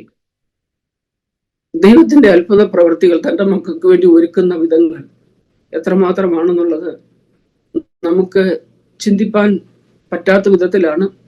അതിനുശേഷം 10 വർഷം കൂടെ ഞാനവിടെ ജോലി ചെയ്തു. 10 വർഷമല്ല, 10 വർഷം കഴിഞ്ഞ് അവരത് വിറ്റു. എന്നിട്ട് 1.5 വർഷം കൂടെ അഡീഷണൽ പുതിയ മാനേജ്മെന്റിന്റെ അണ്ടറിൽ ജോലി ചെയ്തു. 41 വർഷത്തെ സർവീസിന് ശേഷം അവിടുന്ന് റിട്ടയർ ചെയ്യുവാൻ കർത്താവ് എനിക്ക് ഭാഗ്യം ലഭിച്ചു. അച്ഛനും അവിടുന്ന് തന്നെ റിട്ടയർ ചെയ്യുവാനിടയായി തീർന്നു. അങ്ങനെയാണ് ഞങ്ങളുടെ ജോലിയുള്ള ബന്ധത്തിൽ കർത്താവ് ഞങ്ങൾക്ക് ചെയ്ത ഉപകാരങ്ങൾ. നമ്മൾ കർത്താവിന്റെ നാമത്തിന് വേണ്ടി എന്ത് ചെയ്താലും ദൈവം തക്ക സമയങ്ങളിൽ നമുക്ക് വഴി തുറന്ന് നമ്മളെ മാനിക്കും എന്നുള്ളത് ജീവിതത്തിൽ അറിഞ്ഞവരാണ്. ഈ ഞങ്ങളുടെ വേറൊരു വിഷയം എനിക്ക് പറയുവാനുള്ളത്, പാസ്റ്റർ അത് കട്ട് ചെയ്തോളുമല്ലോ, പറയുവാനുള്ളത് ഞങ്ങളുടെ ഫാമിലി പ്രയറും 9/11 ഇവിടെ 9/11 അറ്റാക്ക് ഉണ്ടായ വിഷയം. 2001 ഒരു 8-ാം തീയതി സാറ്റർഡേ വെളുപ്പിനെ ഞാനിങ്ങനെയാണ് സ്വപ്നം കണ്ടത്. ഒരു സ്ഥലത്ത് നിന്ന് 2 വലിയ പ്ലെയിൻ അതിവേഗം പറന്നു വന്ന് ന്യൂയോർക്കിലുള്ള മൻഹാറ്റൻ എന്ന് പറയുന്ന സ്ഥലത്ത് 2 ബിൽഡിങ്ങിൽ ഇടിച്ചിട്ട് ബിൽഡിങ്ങിൽ തകരുന്നു. തീപടലങ്ങൾ ഉയരുന്നുണ്ട്, പുകപടലങ്ങൾ പൊങ്ങുന്നു. എന്നെ തിട്ടപ്പെടുത്താൻ പറ്റാത്ത രീതിയിൽ ദാരുണമായ ജനങ്ങൾ ചത്തൊടുങ്ങുന്നു. അടുത്തുള്ള ബിൽഡിങ്ങുകളൊക്കെ കത്തിയെരിയുന്നുണ്ട്. അതിൻ്റെ ഒരു ശാഖ പെൻസിൽവേനിയയ്ക്ക് പടർന്നിട്ട് വരുന്നു. ഇത്രയുമാണ് ഞാൻ കണ്ടത്. എനിക്കത് എല്ലാം എൻ്റെ സ്വപ്നത്തിന്റെ ആ കഠിനത പോലെ എല്ലാം ഒന്നും ഓർക്കാനും പറ്റിയില്ല. എന്നിട്ട് രാവിലെ ഞങ്ങൾ കുടുംബ പ്രാർത്ഥനയ്ക്കായിരുന്നു. ഞങ്ങളുടെ മാതാപിതാക്കൾ ഞങ്ങൾക്ക് കാട്ടിത്തന്ന ഒരു മാതൃകയാണത് കുടുംബ പ്രാർത്ഥന. ഞങ്ങളുടെ അനുഗ്രഹത്തിന്റെ ഒരു ബേസിക് അത് തന്നെയാണ്. കുടുംബ പ്രാർത്ഥനയ്ക്ക് ഇരുന്ന സമയത്ത് ഞാൻ എൻ്റെ കുടുംബത്തോട്, അച്ഛനോട്, കുഞ്ഞുങ്ങളോട് ഈ വിഷയം പറഞ്ഞു. പെട്ടെന്ന് ഞാൻ ആ മൻഹാറ്റൻ എന്നുള്ളത് മറന്നുപോയി. കാരണം അത്രയ്ക്ക് അഗാധമായ ഒരു സ്വപ്നമായിരുന്നു ഞാനത് കണ്ടിരുന്നത്. അന്നേരം ഞങ്ങളുടെ മോൻ അന്ന് 11 വയസ്സുണ്ടാവും പറഞ്ഞു, മമ്മി മൻഹാട്ടൻ, ന്യൂയോർക്കിൽ മൻഹാട്ടൻ എന്നൊരു സ്ഥലമുണ്ട്, കാരണം ഇവിടെ ഒരു ഫുഡ് ഐറ്റം ഉണ്ട് മൻഹാട്ടൻ ബേഗൽ. അവൻ പറഞ്ഞു മമ്മി മൻഹാട്ടൻ ആണ്. ഓക്കെ, അത് ഞാനത് എൻ്റെ കുടുംബത്തോട് പറഞ്ഞു. ഞങ്ങൾ പ്രാർത്ഥിച്ചു. കുഞ്ഞുങ്ങളെ ഞങ്ങൾ പറയുന്ന വിഷയം അത് വിശ്വസിക്കുകയും കഴിഞ്ഞ കാല ജീവിതത്തിന്റെ അനുഭവങ്ങൾ വെച്ച് നോക്കുമ്പോൾ. എന്നിട്ട് ഞാൻ ഞായറാഴ്ച രാവിലെ ചർച്ചിൽ ചെന്നു. പാസ്റ്റർ KC ചാക്കോ ഹൂസ്റ്റണിലുണ്ട്, അദ്ദേഹത്തിന്റെ സിസ്റ്റർ ഞങ്ങളുടെ ചർച്ചിലുണ്ടായിരുന്നു. ചേച്ചിയോട് ഞാൻ ഈ വിവരം പറഞ്ഞു പ്രാർത്ഥിക്കാനായിട്ട്. അത് കഴിഞ്ഞ് ഞാൻ തിങ്കളാഴ്ച കമ്പനിയിൽ ചെന്നു. ക്രിസ്ത്യൻ കമ്പനിയാണെന്ന് പറഞ്ഞല്ലോ, അവിടെ ചാപ്ലൈന്മാരുണ്ട്, യൂത്ത് പാസ്റ്റേഴ്സ്, അങ്ങനെ മിനിസ്ട്രിയിൽ വർക്ക് ചെയ്യുന്നവരൊക്കെ അവിടെ ഉണ്ട്. അതിലൊരു ആഫ്രോ അമേരിക്കൻ യൂത്ത് പാസ്റ്ററോട് ഞാൻ ഈ വിവരം പറഞ്ഞപ്പോൾ അദ്ദേഹം പ്രാർത്ഥിക്കാമെന്ന് പറഞ്ഞു പോയി.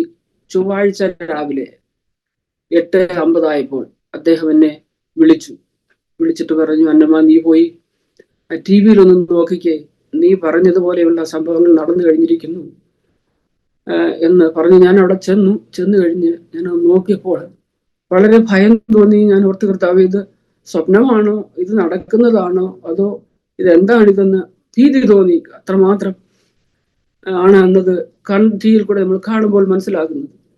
എന്നിട്ട് അതിനുശേഷം ഞാൻ ഓർത്ത്, കർത്താവേ, ഞാൻ എൻ്റെ താലന്തുകളെ കുഴിച്ചിട്ടോ അതോ ഞാൻ ഉദാസീനത കാണിച്ചോ? ഞാൻ കുറച്ചു പേരോടെങ്കിലും പറഞ്ഞിരുന്നെങ്കിൽ ഈ സംഭവത്തിന് ഇത്ര വലിയ കഠിനത ഉണ്ടാകില്ലായിരുന്നു എന്നുള്ളൊരു ചിന്ത അന്നേരം എനിക്ക് മനസ്സിലായി.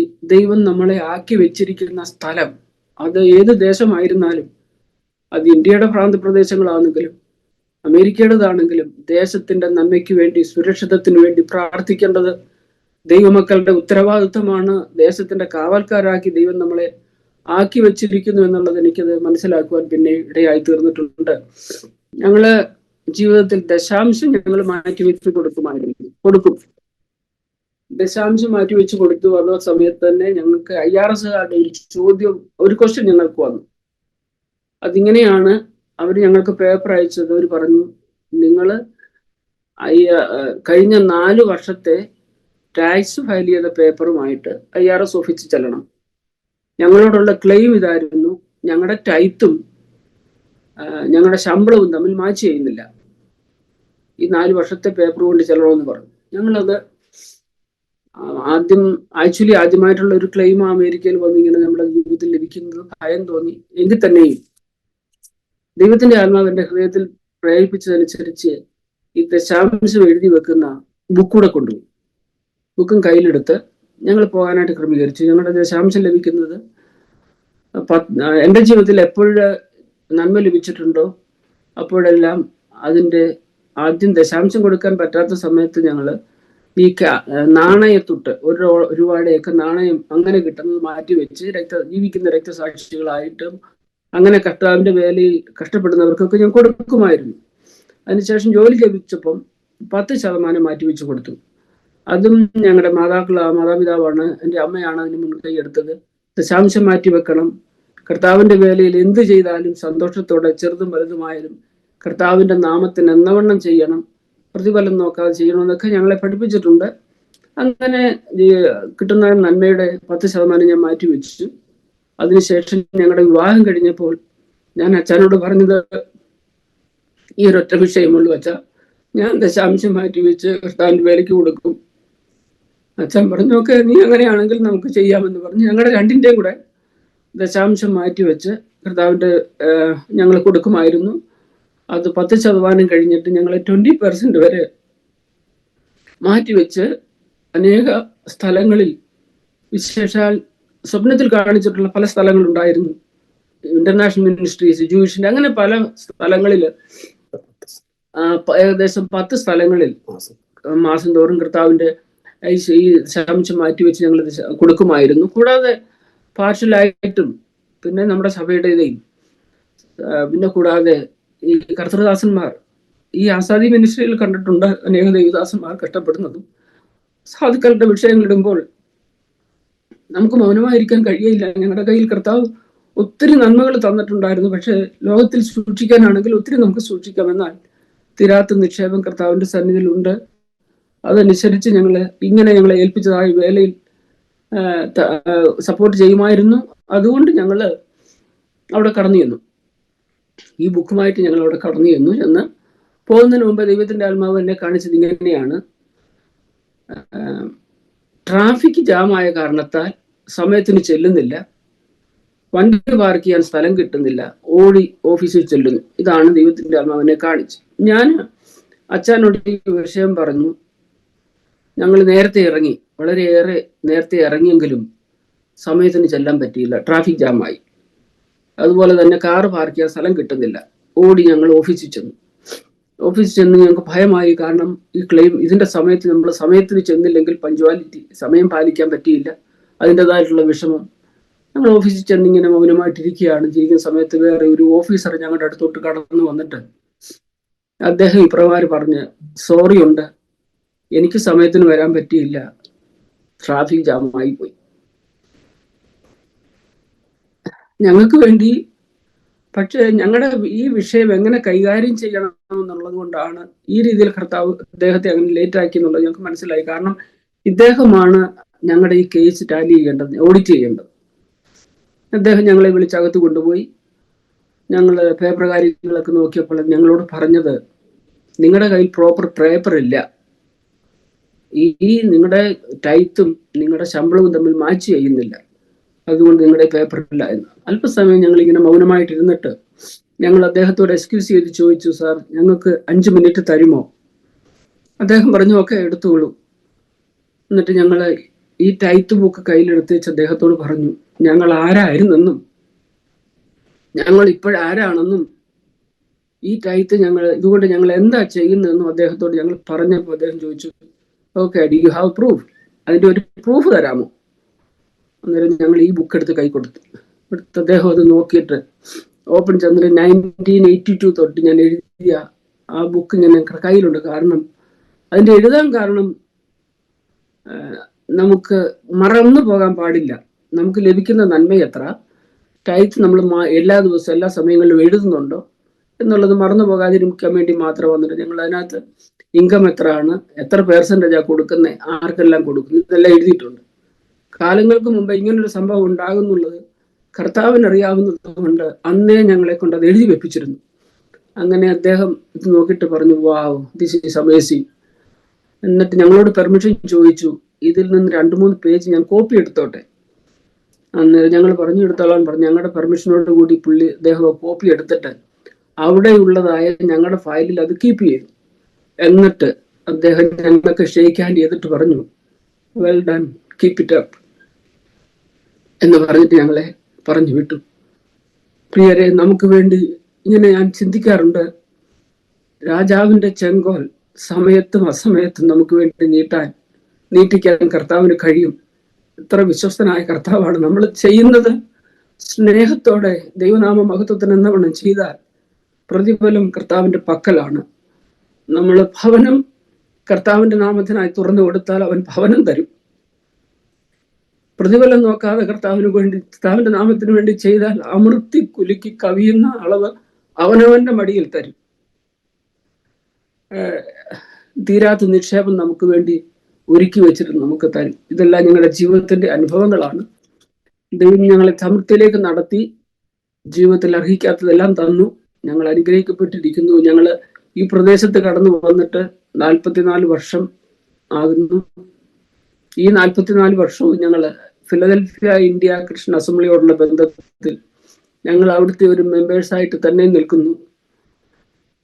ഞാൻ ദൈവമക്കളോട് പറയാം, അഭിപ്രായ വ്യത്യാസങ്ങൾ ഇല്ലാഞ്ഞിട്ടല്ല, നമ്മുടെ മധ്യത്തിലൊക്കെ ഉണ്ടാകാവുന്ന വിഷയങ്ങളൊക്കെ ഉണ്ടായിട്ടുണ്ടെന്നാൽ ഉറച്ചു നിന്ന് വീര്യം പ്രവർത്തിക്കാൻ ദൈവം വിളിച്ചിറക്കി ഒറ്റപ്പെടുന്ന അവസ്ഥകൾ, വിഷയങ്ങളൊക്കെ ജീവിതത്തിൽ കടന്നു വന്നിട്ടുണ്ടെന്നാൽ അവിടെയെല്ലാം ദൈവം കർത്താവിനെ മാത്രം നോക്കി അവിടെ തന്നെ ഉറച്ചു നിന്ന് കർത്തൃദാസന്മാർക്ക് ആശ്വാസമായിരിക്കാൻ, ദൈവവേലയ്ക്ക് ആശ്വാസമായിരിക്കാൻ ഒക്കെ കർത്താവ് ഞങ്ങളെ സഹായിക്കുന്നു. അതിലുപരിയായി ഞങ്ങളുടെ ചർച്ചിന്റെ ബിൽഡിങ്ങിന്റെ കെട്ടുപടിയോടുള്ള ബന്ധത്തിൽ അതിന്റെ കാര്യങ്ങളെല്ലാം ചെയ്യുവാൻ അച്ഛന് മെക്കാനിക് മെയിൻ്റനൻസ് ഇലക്ട്രീഷ്യന്റെ ട്രേഡ് ആയതുകൊണ്ട് അവിടുത്തെ കാര്യങ്ങളെല്ലാം ചെയ്യുവാൻ ദൈവം ഞങ്ങളെയും കൂടെ, ഞങ്ങൾ ജനിക്കുന്നതിന് മുമ്പേ, വരുന്നതിന് മുമ്പേ ഞങ്ങളെയും കൂടെ കണ്ടു എന്നതോർത്തും കർത്താവിനെ സ്തുതിക്കുന്നു. ഞങ്ങളുടെ ജീവിതത്തിലെ ഒരു കർത്താവിൽ നേരിട്ട് ലഭിച്ച ഒരു വിടുതലിനെ കുറിച്ചാണ് ഞാൻ പറയാൻ പോകുന്നത്. 1990 ഞങ്ങള് ഫിലഡൽഫിയ നിന്ന് ന്യൂയോർക്ക് എയർപോർട്ടിൽ എൻ്റെ വൈഫിന്റെ 2 സഹോദരിമാര് നാട്ടിൽ വിവാഹത്തിന് പോയിരുന്നു.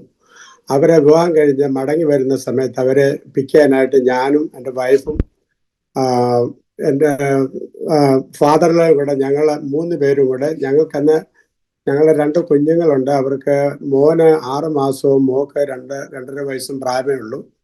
അവരെ എൻ്റെ മൂത്ത സഹോദരന്റെ വീട്ടിലാക്കിയിട്ടാണ് ഞങ്ങൾ ന്യൂയോർക്കിൽ കടന്നു പോയത്. അന്ന് ഫെബ്രുവരി മാസമാണ്, സ്നോ ഉള്ള ദിവസങ്ങളാണ്. കുഞ്ഞുങ്ങളെ അവിടെ ആക്കിയിട്ട് ഞങ്ങൾ ന്യൂയോർക്കിലേക്ക് കടന്നുപോയി. അവരെ സമയത്ത് വന്നു. അവരെ പിക്ക് ചെയ്തുകൊണ്ട് ഞങ്ങൾ മടങ്ങി വരുന്ന വഴിക്ക് ഞങ്ങൾ 95 കൂടെ കടന്നു വരുമ്പോൾ ഞങ്ങൾക്ക് ഫിലഡൽഫിയക്ക് വരാനായിട്ട് എക്സിറ്റ് 6 ആണ് എടുക്കേണ്ടത്. എന്നാൽ വരുന്ന വഴിക്ക് നാട്ടിലെ 2 സഹോദരിമാരുടെ വിവാഹം കഴിഞ്ഞ് വരുന്ന കാരണത്താൽ അവരോട് വിശേഷങ്ങളും കാര്യങ്ങളൊക്കെ തിരക്കി ഞങ്ങളിങ്ങനെ വർത്താനമൊക്കെ പറഞ്ഞു വന്ന കാരണത്താൽ ഞാൻ എക്സിറ്റ് 6 എടുക്കാൻ അങ്ങ് വിട്ടുപോയി. അവിടോട്ട് മെർജ് ചെയ്യാനായിട്ട് അങ്ങ് വിട്ടുപോയി. കാരണം ഈ സംസാരത്തിന്റെ കാരണത്താൽ അങ്ങ് അത് മിസ് ചെയ്തു. അപ്പൊ എൻ്റെ ഒരു അങ്കിള്, ന്യൂയോർക്കിലുള്ള അങ്കിള് പറഞ്ഞിട്ടുണ്ട്, എക്സിറ്റ് 6 എടുത്താലും ഫിലഡൽഫിയക്ക് പോകാമെന്ന് പറഞ്ഞൊരു ഓർമ്മ എൻ്റെ ഓർമ്മയിൽ ഉണ്ടായിരുന്നത് കൊണ്ട് ഞാൻ പറഞ്ഞു സാരമില്ല, നമുക്ക് എക്സിറ്റ് 4 എടുക്കാമെന്ന് പറഞ്ഞു. അങ്ങനെ ഞങ്ങൾ എക്സിറ്റ് 4 എടുത്തു. അപ്പോഴത്തേക്ക് സ്നോ പെയ്യാൻ തുടങ്ങി. എക്സിറ്റ് 4 എടുത്ത് ടോൾ ബൂത്തിൽ ടോള് കൊടുത്ത സമയത്ത് ഞാൻ ആ ടോള് അവരോട് ചോദിച്ചു, എനിക്ക് ഫിലഡൽഫിയക്ക് പോകാൻ ഏത് എക്സിറ്റാണ് എടുക്കേണ്ടതെന്ന് ചോദിച്ചു. അപ്പം അന്ന് സ്നോയും നല്ല തണുപ്പും ആയതുകൊണ്ട് അവരുടെ വിൻഡോ ഓപ്പൺ ചെയ്തിട്ട് അവർ പറഞ്ഞു ഇന്നത് എക്സിറ്റ് എടുക്കാം. പക്ഷേ എനിക്കത് ക്ലിയറായിട്ട് തിരിഞ്ഞില്ല, ഈ കാറ്റും ഒക്കെ കാരണത്താൽ. ഞാൻ എക്സിറ്റിലോട്ട് ഇറങ്ങുമ്പോൾ പല എക്സിറ്റ് കിടപ്പുണ്ട്. ഒരു എക്സിറ്റിലോട്ട് എടുത്ത് മുന്നോട്ട് വരുന്ന ഉടനെ ഏകദേശം ഫിലഡൽഫിയക്ക് വരത്തക്ക ദൂരത്തോളം ഡ്രൈവ് ചെയ്തു. എന്നിട്ടൊന്നും ഫിലഡൽഫിയയുടെ സൈൻ ബോർഡ് കാണുന്നില്ല. അങ്ങനെ മുന്നോട്ട് പോയ സമയത്ത് എനിക്ക് മനസ്സിലായി ഇത് റോങ് വേയിലാണ് നമ്മൾ പോകുന്നതെന്ന്. സ്നോ നല്ലപോലെ പെയ്യുന്നുണ്ട്. അപ്പം ഓപ്പോസിറ്റ് സൈഡിലോട്ട് കയറി തിരിച്ചു പോകാമെന്ന് വിചാരിച്ച് ഞാൻ പോയപ്പോൾ ഒരു റാമ്പില്ലാത്ത ഒരു സ്ഥലം കണ്ടു, ഒരു യൂട്ടേൺ എടുക്കാൻ വേണ്ടി ഒരു സ്ഥലം കണ്ടു. പക്ഷെ ഈ സ്നോ വീണ് കിടക്കുന്ന കാരണത്താൽ അത് എത്രമാത്രം ആ ഡിവൈഡറിന്റെ അവിടെ ആഴം ഉണ്ടെന്ന് അറിയത്തില്ല. ഞങ്ങൾ കാർ അതിനകത്തോട്ട് കയറിയപ്പോഴത്തേക്ക് കാർ ആ കുഴിക്കകത്ത് അങ്ങ് സ്റ്റക്കായി കാറ് ഞാൻ ആക്സിലേറ്റ് കൊടുക്കും തോറും ബാക്കിലെ വീൽ ഇങ്ങനെ റൊട്ടേറ്റ് ചെയ്യാൻ, മണ്ണിലോട്ട് ഇങ്ങനെ റൊട്ടേറ്റ് ചെയ്യുക, സ്നോ എല്ലാം കൂടെ ചെതറി പോവല്ലാതെ കാറ് മുന്നോട്ട് എടുക്കാൻ പറ്റുന്നില്ല. ഒടുവിൽ കാറിനകത്ത് ഞങ്ങൾ 5 പേരുണ്ട്. അവർ നാട്ടിൽ നിന്ന് കൊണ്ടുവന്ന ലഗേജ് ഉണ്ട്. ഞങ്ങളുടെ ഒരു ചെറിയ കാറാണ്. ജസ്റ്റ് ഒരു ഫുൾ ടാങ്ക് ഗ്യാസ് അടിച്ചാൽ ന്യൂയോർക്ക് എയർപോർട്ടിൽ പോയി ഫിലഡൽഫിയക്ക് വരാനുള്ള ആ ഗ്യാസ് അതിനകത്ത് കൊള്ളത്തുള്ളൂ. അപ്പം ഞാൻ എന്തെല്ലാം നോക്കിയിട്ടും അന്നൊക്കെ സെൽഫോണുള്ള സമയമല്ല, GPS ഇല്ല, അങ്ങനെ എല്ലാം കൊണ്ടും പരിമിതമായ അവസ്ഥകളാണുള്ളത്. ഒടുവിൽ ഞാൻ ഇവരോട് പറഞ്ഞു നമുക്ക് ഈ കാറ് ഓഫ് ചെയ്തിടാം, ചെന്നിട്ട് ഇവിടെ ഇരിക്കാം, പോലീസും എല്ലാം വരുമ്പോൾ നമ്മളെ ഹെൽപ്പ് ചെയ്യുമായിരിക്കും എന്ന് പറഞ്ഞ് അങ്ങനെ ഇരുന്നു. അങ്ങനെ ഇരുന്നിട്ട് ഞാൻ ഇവരോട് പറഞ്ഞു നമുക്ക് പ്രാർത്ഥിക്കാം എന്ന് പറഞ്ഞ എൻ്റെ ഭാഷ ഞങ്ങൾ ഒരൊറ്റ വാക്ക് മാത്രമേ പ്രാർത്ഥിച്ചുള്ളൂ, കർത്താവേ ഞങ്ങളുടെ ഈ അവസ്ഥയിൽ ഞങ്ങളെ സഹായിക്കണം, ഞങ്ങൾക്ക് സഹായിക്കാൻ മറ്റാരുമില്ല എന്നും പറഞ്ഞ് കര ഉയർത്തി ദൈവത്തോട് പ്രാർത്ഥിച്ചതിൻ്റെ ഭാഷ ഞങ്ങൾ കണ്ണ് തുറക്കുകയും ഓപ്പോസിറ്റ് സൈഡിൽ ഒരു കാർ വന്ന് നിർത്തുകയും ഇമ്മീഡിയറ്റ് ആയിട്ട് 2 ആളുകൾ കണ്ണങ്ങോട്ട് തുറക്കുകയും 2 പേര് ഞങ്ങളുടെ അടുത്തോട്ട് വരുക, കാറിൻ്റെ അടുത്തോട്ട്. ഒരേ വസ്ത്രം ധരിച്ച് ഒരേ ഷേപ്പിലുള്ള 2 പേര്. അവർ 2 പേരും ഇങ്ങോട്ട് മുന്നോട്ട് വന്നിട്ട് ഞങ്ങളെ കാറിൻ്റെ ഗ്ലാസ് അപ്പാക്കിയിട്ട് ഇങ്ങനെ ഇരിക്കുകയാണ്. ഗ്ലാസ് തുറക്കാൻ പറയും. ഗ്ലാസ് തുറന്ന് എൻ്റെ സൈഡിൽ വന്നിട്ട് ചോദിച്ചു what happen, you need any help. അപ്പോൾ അവർ 2 പേരെയും കണ്ടപ്പോൾ ഞങ്ങൾക്ക് ഒരു വല്ലാത്ത ഭയം തോന്നി. ആ രാത്രിയുടെ സമയത്ത്, ഇരുട്ട് സമയത്ത് എന്തായിത്തീരും, 2-3 പെണ്ണുങ്ങൾ കാറിനകത്തിരിക്കുന്നു, എന്തായിത്തീരും എന്നൊരു പറയാം. ഞങ്ങൾ പറഞ്ഞു ഹെൽപ്പ് വേണ്ട, ഞങ്ങളെ പോലീസിനെ വെയിറ്റ് ചെയ്യാമെന്ന് പറഞ്ഞു. അപ്പോൾ അവർ തിരിച്ചു പോകാൻ തുടങ്ങി. അന്നേരം എൻ്റെ വൈഫ് പറഞ്ഞു നമുക്ക് അവരോട് ചോദിക്കാം, ഈ കാർ ഒന്ന് പുറകെ വശം അങ്ങനെ ഒന്ന് ലിഫ്റ്റ് ചെയ്ത് കിട്ടിയാൽ ഓപ്പോസിറ്റ് സൈഡിലോട്ട് ഡ്രൈവ് ചെയ്ത് പോകാമെന്ന് പറഞ്ഞു. അങ്ങനെ ഞാൻ അവരോട് പറഞ്ഞു കാറൊന്ന് ലിഫ്റ്റ് ചെയ്താൽ കൊള്ളായിരുന്നു, ഞങ്ങൾക്ക് ഓപ്പോസിറ്റ് സൈഡിലോട്ട് ഡ്രൈവ് ചെയ്ത് പോകാനാണ്. അപ്പോൾ അവർ വന്ന് നോക്കി വെച്ച് പറഞ്ഞു ഇത്രയും വെയിറ്റ് കാരണത്തുണ്ട്, നിങ്ങളെല്ലാവരും ഇറങ്ങണം, ഒരാളെ ഡ്രൈവ് ചെയ്യണമെന്ന് പറഞ്ഞു. അപ്പോൾ ഞാൻ പറഞ്ഞു, ഇവരിപ്പം ഇന്ത്യയിൽ നിന്ന് വന്നവരാണ്, അവർക്ക് പ്രോപ്പർ ഡ്രസ്സോ പ്രോപ്പർ ഷൂസോ ഒന്നുമില്ല, അതുകൊണ്ട് അവർക്ക് ഇറങ്ങാൻ പറ്റത്തില്ല, ലഗേജ് ഇറക്കാൻ പറ്റത്തില്ല. അന്നേരം അവർ പറഞ്ഞു, ഞങ്ങളുടെ ഈ ലെതർ ജാക്കറ്റ് ആയിരുന്നു, ആ ജാക്കറ്റ് കാറിനകത്ത് വെക്കണം, സ്നോയ്ക്കകത്ത് ഇടാൻ പറ്റത്തില്ല, വെറ്റാകുമല്ലോ. അതിനും ഞങ്ങൾ സമ്മതിച്ചില്ല. കാരണം ഇവരെങ്ങനെയുള്ള ആളുകളാണെന്ന് ഞങ്ങൾക്ക് അറിയാൻ പറ്റാത്തത് കൊണ്ട് ഞങ്ങൾക്ക് ഭയമായിരുന്നു.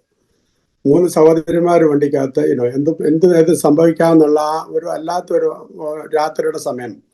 ഏതായാലും അവരതും സമ്മതിച്ച് അവരവരുടെ കാറ്, അവരുടെ ജാക്കറ്റ് ഫ്ലോറിലിട്ടിട്ട് ഞങ്ങൾ എല്ലാവരും ഇറങ്ങാൻ പറഞ്ഞു. ഒരാൾ ഡ്രൈവ് ചെയ്യാൻ പറഞ്ഞു. അതിന് ഞാനും അപ്പച്ചനും ഇറങ്ങി. എൻ്റെ വൈഫ് കാർ സീറ്റിലിരുന്ന്, ഡ്രൈവർ സീറ്റിൽ ഇരുന്ന് അവർ പറഞ്ഞ ഇൻസ്ട്രക്ഷൻ അനുസരിച്ച് ആ കാർ ഡ്രൈവ് ചെയ്ത് അവരുടെ കാറിൻ്റെ മുന്നിൽ കൊണ്ടിടണമെന്ന് പറഞ്ഞു. അങ്ങനെ എല്ലാം അന്നേരം എന്നെ ഒന്ന് മാത്രം നോക്കി അച്ഛാ എന്നൊന്ന് വിളിച്ചു. എന്തെങ്കിലും സംഭവിക്കുമോ, എന്നെ അവർ തട്ടി താഴെ ഇടുവോ, എന്തൊക്കെയാണ്, രാത്രി സമയമല്ലേ. അങ്ങനെ പറഞ്ഞെങ്കിലും സാരമില്ല എന്ന് ഞാൻ പറഞ്ഞു. അവളെ ഡ്രൈവ് ചെയ്തു. ഞങ്ങൾ എല്ലാവരും കൂടെ കാർ ലിഫ്റ്റ് ചെയ്ത്, ബാക്ക് ലിഫ്റ്റ് ചെയ്തിട്ട് പുഷ് ചെയ്തിട്ട് പെട്ടെന്ന് മറ്റിടത്തുനിന്ന് കാർ വരുന്നതിനനുസരിച്ച് പെട്ടെന്ന് ഇല്ലാത്തപ്പോൾ വണ്ടി കൊണ്ടുവന്ന് സൈഡിൽ പാർക്ക് ചെയ്തപ്പോൾ ഞങ്ങൾ ആദ്യം ദൈവത്തിന് നന്ദി കൊടുത്തു. അവരോട് ഒരു താങ്ക്സ് പറയാനായിട്ടുള്ള സമയം കിട്ടിയില്ല. എന്നിട്ട് ഞാൻ വാലറ്റിൽ നിന്ന് ഇച്ചിരി പൈസ എടുത്തവർക്ക് കൊടുക്കാമെന്ന് വിചാരിച്ച് വാലറ്റ് എടുത്ത് പൈസ എടുത്ത് നോക്കുമ്പോഴത്തേക്ക് അവരെ കാണുന്നില്ല. കാറ് ഡിസപ്പിയർ ആയ, ആളുമില്ല, ആരുമില്ല. അങ്ങനെ ദൈവത്തിന്റെ ദൂതന്മാർ നേരിട്ട് വന്ന് ഞങ്ങളെ വിടുവിച്ച ഒരു അത്ഭുത പ്രവൃത്തിയാണ് അന്നുണ്ടായത്. അത് ഒരിക്കൽ പോലും അത് നമുക്ക് മറക്കാൻ പറ്റത്തില്ല. ഞങ്ങൾ മിക്കവാറും അത് ഓർത്ത് ദൈവത്തിന് മഹത്വം കരയിട്ടു.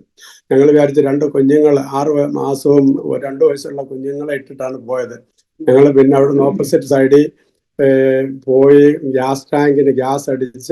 കാറിന് ഗ്യാസ് അടിച്ച് പിന്നെ ഞങ്ങൾ ആ പർട്ടിക്കുലർ റൈറ്റ് പ്ലേസിൽ കൂടെ ഡ്രൈവ് ചെയ്ത് സഹോദരൻ്റെ വീട്ടിൽ വന്ന് കുഞ്ഞുങ്ങളെ പിക്ക് ചെയ്ത് ഞങ്ങൾ ഭവനത്തിൽ വന്നു.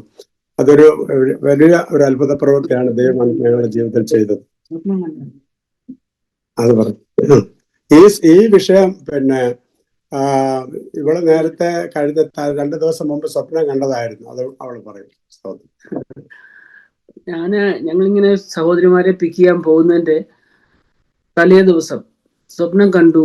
ഒരു വീട്ടിലെ 2 വ്യക്തികൾ 2 കൊച്ചു കുഞ്ഞുങ്ങളെ ഇട്ടിട്ട് പെട്ടെന്ന് ലോകത്തിൽ നിന്ന് മാറ്റപ്പെടുന്നു. ഈ സ്വപ്നം കണ്ടത് വാസ്തവത്തിൽ അത് അപ്രകാരം തന്നെ സംഭവിക്കാം, പക്ഷെ അത് അപ്രകാരം എടുക്കാൻ ബുദ്ധിമുട്ടായി. 2 കൊച്ചു കുഞ്ഞുങ്ങളാണ്. അത് ഏത് രീതിയിൽ അടുത്ത സ്റ്റെപ്പുകൾ എന്തെന്നുള്ളത് ഭാരപ്പെട്ടു. ഞാൻ അച്ഛനോട് പറഞ്ഞു, ഞങ്ങൾ 2 കൂടെ കുഞ്ഞുങ്ങളെ കയ്യിലെടുത്ത് വെച്ച് പ്രാർത്ഥിച്ചു. സ്റ്റേഷന്റെ വീട്ടിൽ കൊടുത്തു.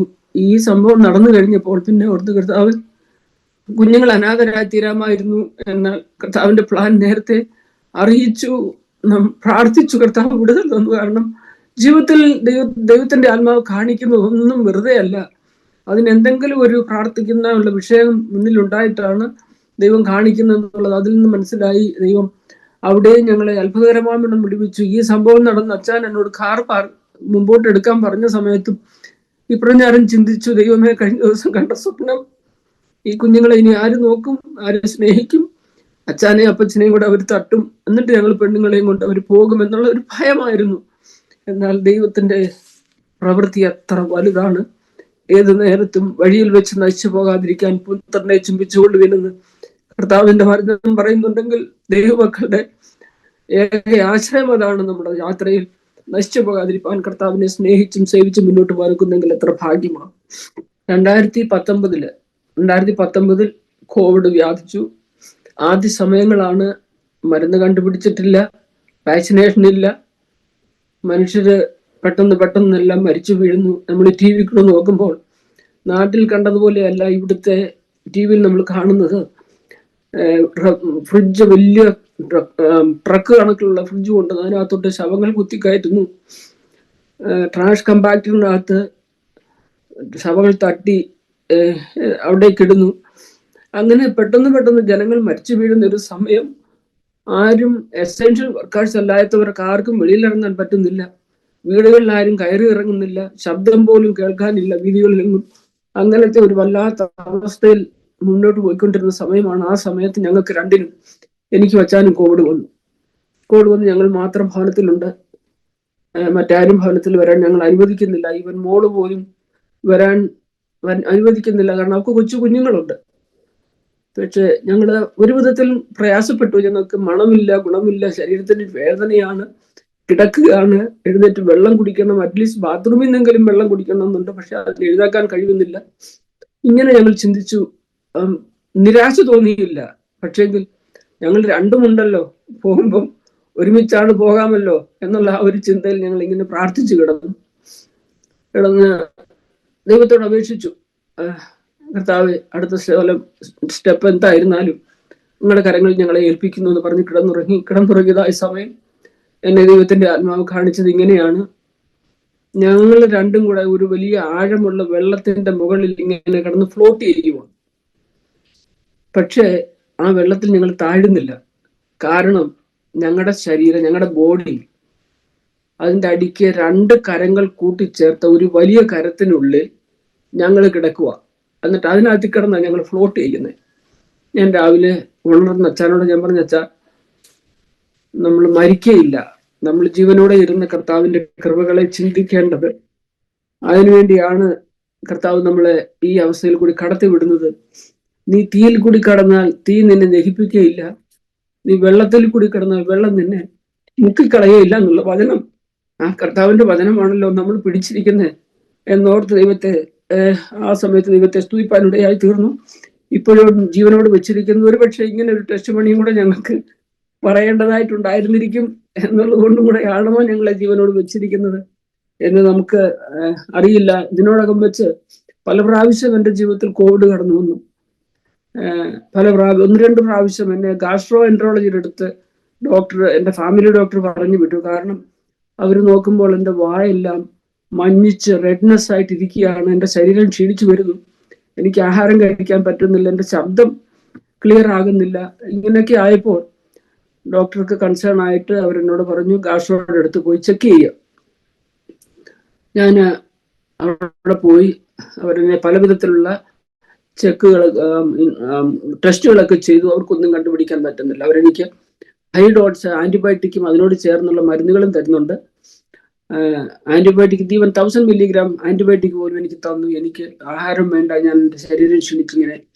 ഞാൻ വീട്ടിൽ ഞാൻ പറഞ്ഞു, അവർ ഞാൻ പ്രാർത്ഥിച്ചു. പക്ഷെ എന്നെ ദൈവാത്മാവ് കാണിച്ച ഒരു വിഷയം, ഞാൻ ഇവിടുന്ന് നമ്മുടെ മുന്നേ കടന്നുപോയ ദൈവമക്കളൊക്കെ ആയിരിക്കുന്ന ഒരു സ്ഥലത്ത് ഞാനും കടന്നു ചെന്നു. ഞാൻ കടന്നു ചെന്നപ്പോൾ അവരെന്നെ പേര് ചൊല്ലി വിളിച്ചു, എൻ്റെ ചെല്ലക്കുട്ടി എന്നുള്ള പേര് ചൊല്ലി വിളിച്ചിട്ട് പക്ഷെ ഞാൻ അകത്ത് കയറിയില്ല. ഞാൻ വീണ്ടും പോരുന്നു.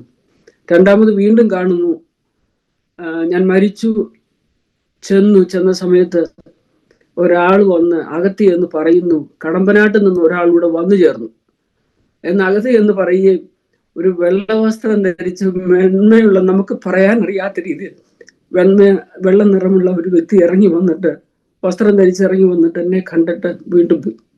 എന്നെ വീണ്ടും പറഞ്ഞു വിട്ടു.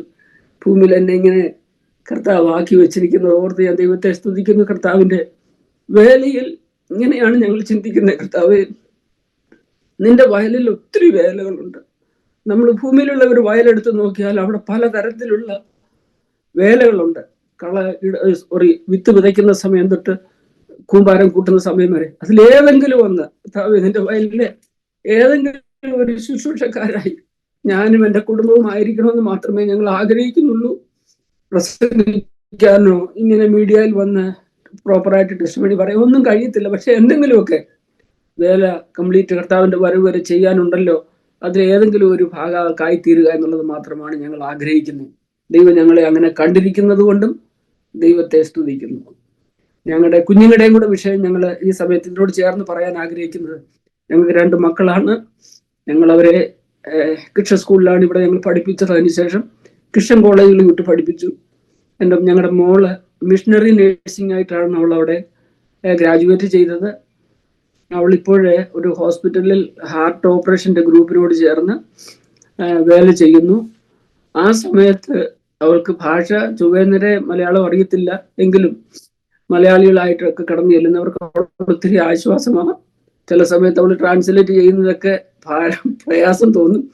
കാരണം കാലിന്റെ അറ്റം മുറിച്ചത് അറ്റം ഒന്ന് മുറിക്കണമെന്ന് പറയുമ്പം പ്രായമുള്ളവരോട് പറയും, അമ്മച്ചി ഒന്നും ഭാരപ്പെടേണ്ട, നിന്റെ കാല് വെട്ടിക്കളയും.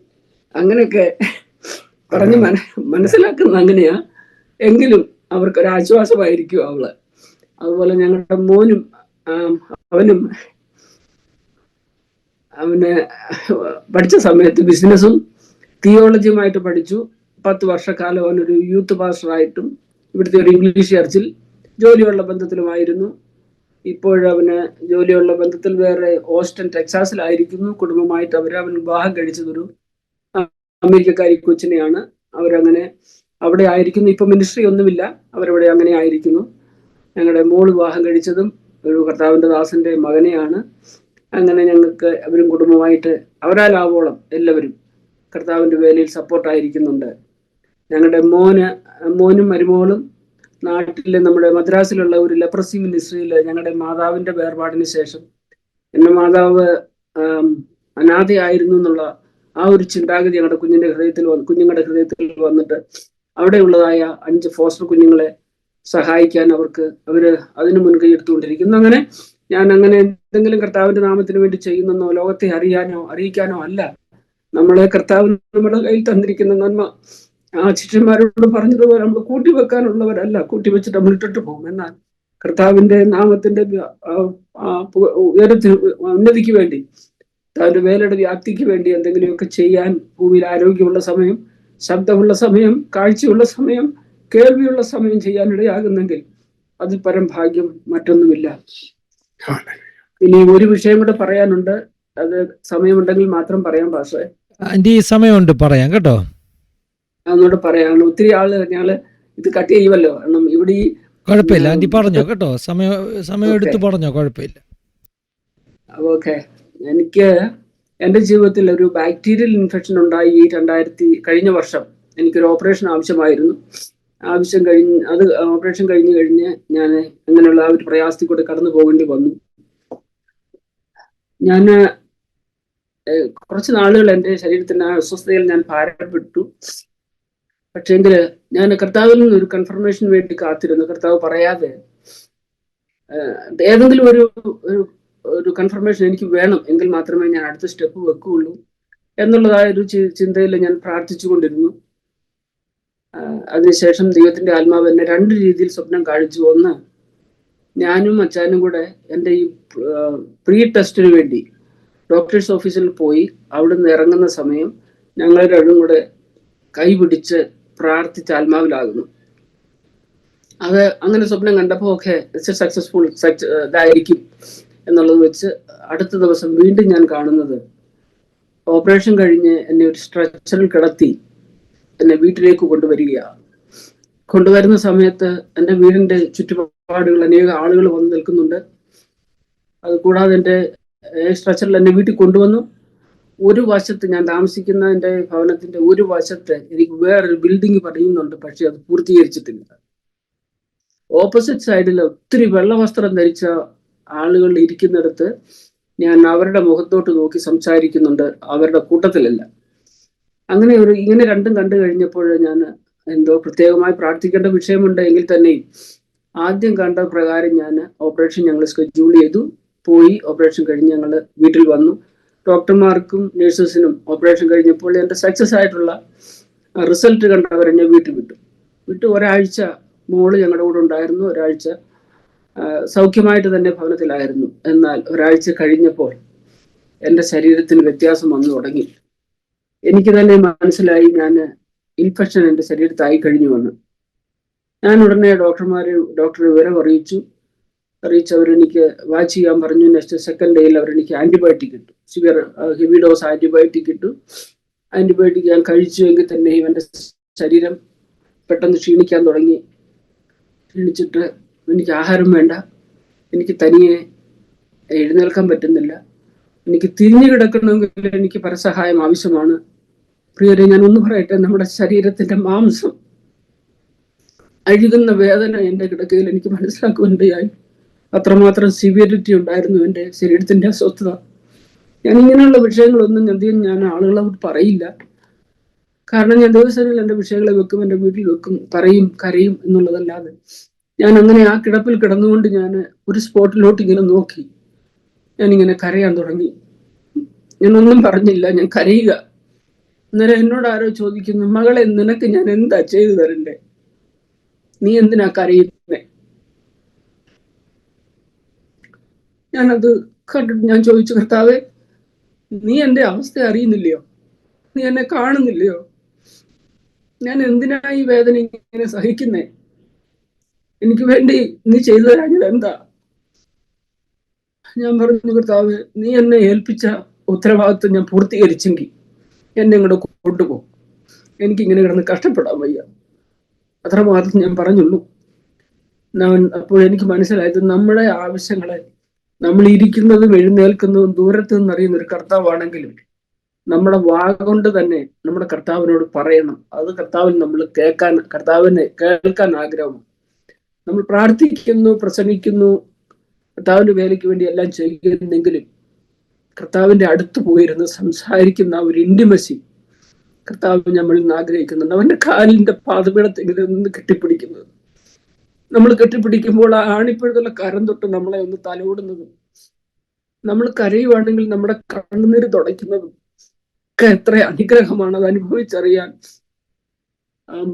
പ്രിയ മക്കൾ എന്നപോലെ കർത്താവിനോട് അടുത്ത് ചെല്ലണം എന്നുള്ളത് കർത്താവിന്റെ ആഗ്രഹമാണ്. ആയതുകൊണ്ട് ഞാൻ എൻ്റെ വിഷയത്തെ അങ്ങനെ പറഞ്ഞ് കരഞ്ഞപ്പോൾ അതിനുശേഷം എനിക്ക് പെട്ടെന്ന് എൻ്റെ ശരീരത്തിന് വ്യത്യാസം വന്നു തുടങ്ങി. എൻ്റെ ആഹാരം കഴിക്കാൻ തുടങ്ങി. എൻ്റെ ശരീരത്തിന്റെ വിടുതൽ ലഭിച്ചു. അങ്ങനെ കർത്താവ് എനിക്ക് അത്ഭുതകരമാകുന്ന വിടുതൽ എനിക്ക് തന്നു. ഏകദേശം ഒരു 3 മാസം എടുത്തു ഞാനൊന്ന് റിക്കവറി ആയി വരാൻ.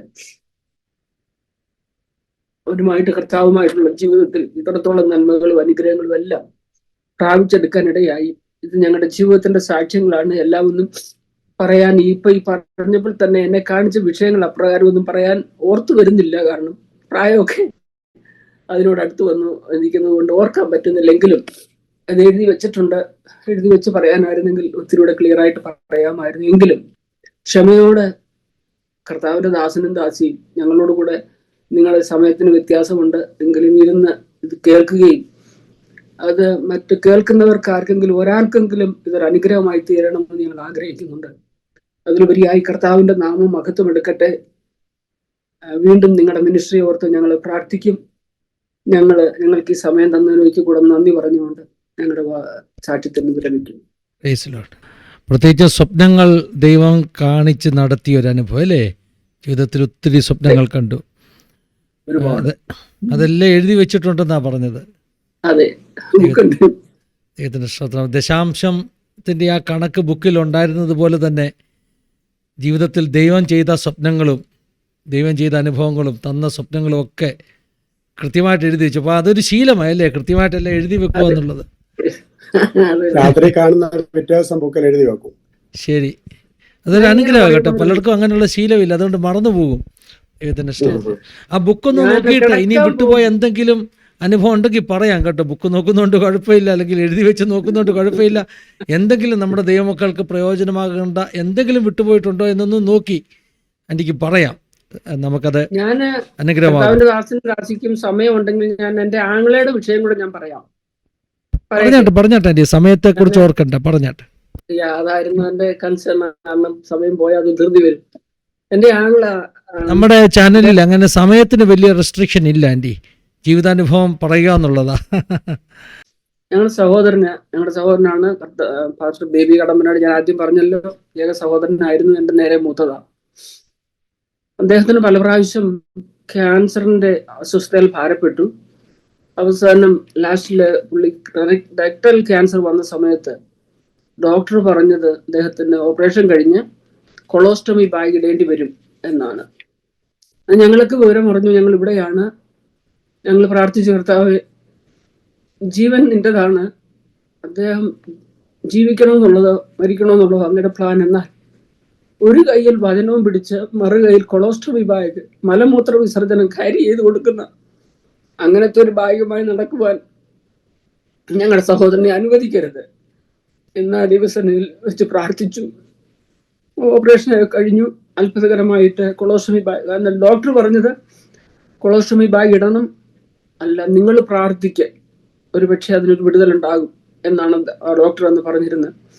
എൻ്റെ സഹോദരി, ഞങ്ങളുടെ മൂത്ത സഹോദരി അന്ന് അവിടെ ഉണ്ട്. സിസ്റ്റർ കണ്ടിട്ട് പറഞ്ഞു, ഇതിന് കൊളോസ്റ്റമി, പുള്ളിക്കാരി ഓപ്പറേഷൻ തിയേറ്ററിൽ വർക്ക് ചെയ്തതായതുകൊണ്ട് കൊളോസ്റ്റമി ബാഗ് ഇടാതിരിക്കാൻ പറ്റത്തില്ല, അത്രയ്ക്കുണ്ട് ഇത്. എനിവേ ദിവസം ഞങ്ങൾ ഇങ്ങനെ പ്രാർത്ഥിച്ചുള്ളൂ. രണ്ട് കയ്യിലൊരു ബൈബിളും മറുവശത്ത് കൊളോസ്റ്റമി ബാഗുമായിട്ട് നടക്കാൻ കർത്താവെ അനുവദിക്കരുത്. ദൈവസന്നിധി പ്രാർത്ഥിച്ചു. എനിക്ക് കർത്താവ് ദൈവത്തിന്റെ ആത്മാവ് കാണിച്ചത് ഇങ്ങനെയാണ്. ഒരു സാധ്യതയുമില്ല എങ്കിലും ഞാൻ കണ്ടത് ഇങ്ങനെയാണ്. ഞാനിത് വിശ്വസിച്ചു. അദ്ദേഹം വെൽ ഡ്രസ് ചെയ്ത് ബൈബിളും പിടിച്ച് അമേരിക്കയിൽ ഇവിടെ വന്ന് പ്രസംഗിക്കുന്നു. ഇതാണ് ഞാൻ ആ സ്വപ്നം കണ്ടത്. ഞാൻ അച്ഛനോട് പറഞ്ഞു, കൂടാതെ എൻ്റെ ഒരു സഹോദരിയോട് പറഞ്ഞു, എല്ലാവരോടൊന്നും പറഞ്ഞില്ല. അപ്രകാരം തന്നെ അദ്ദേഹം സമയത്തിന് ശേഷം സൗഖ്യം പ്രാപിച്ച് അമേരിക്കയിൽ വന്നു. ബൈബിള് പിടിച്ച് ഇവിടെയൊക്കെ സുവിശേഷം അറിയിച്ചു. കർത്താവിന്റെ വിടുതലുകളെ പല സ്റ്റേറ്റുകളിൽ പോയി അറിയിച്ചു. അദ്ദേഹം ഇവിടുത്തെ ഇമിഗ്രൻ്റ് ആയി. ഇത് കഴിഞ്ഞിട്ട് അദ്ദേഹം വീണ്ടും നാട്ടിൽ പോയി ശുശ്രൂഷ ചെയ്തുകൊണ്ടിരിക്കുകയായിരുന്നു. അതിനുശേഷം ഞാൻ പിന്നൊരിക്കൽ ഒരു സ്വപ്നം കണ്ടത് ഇങ്ങനെയാണ്.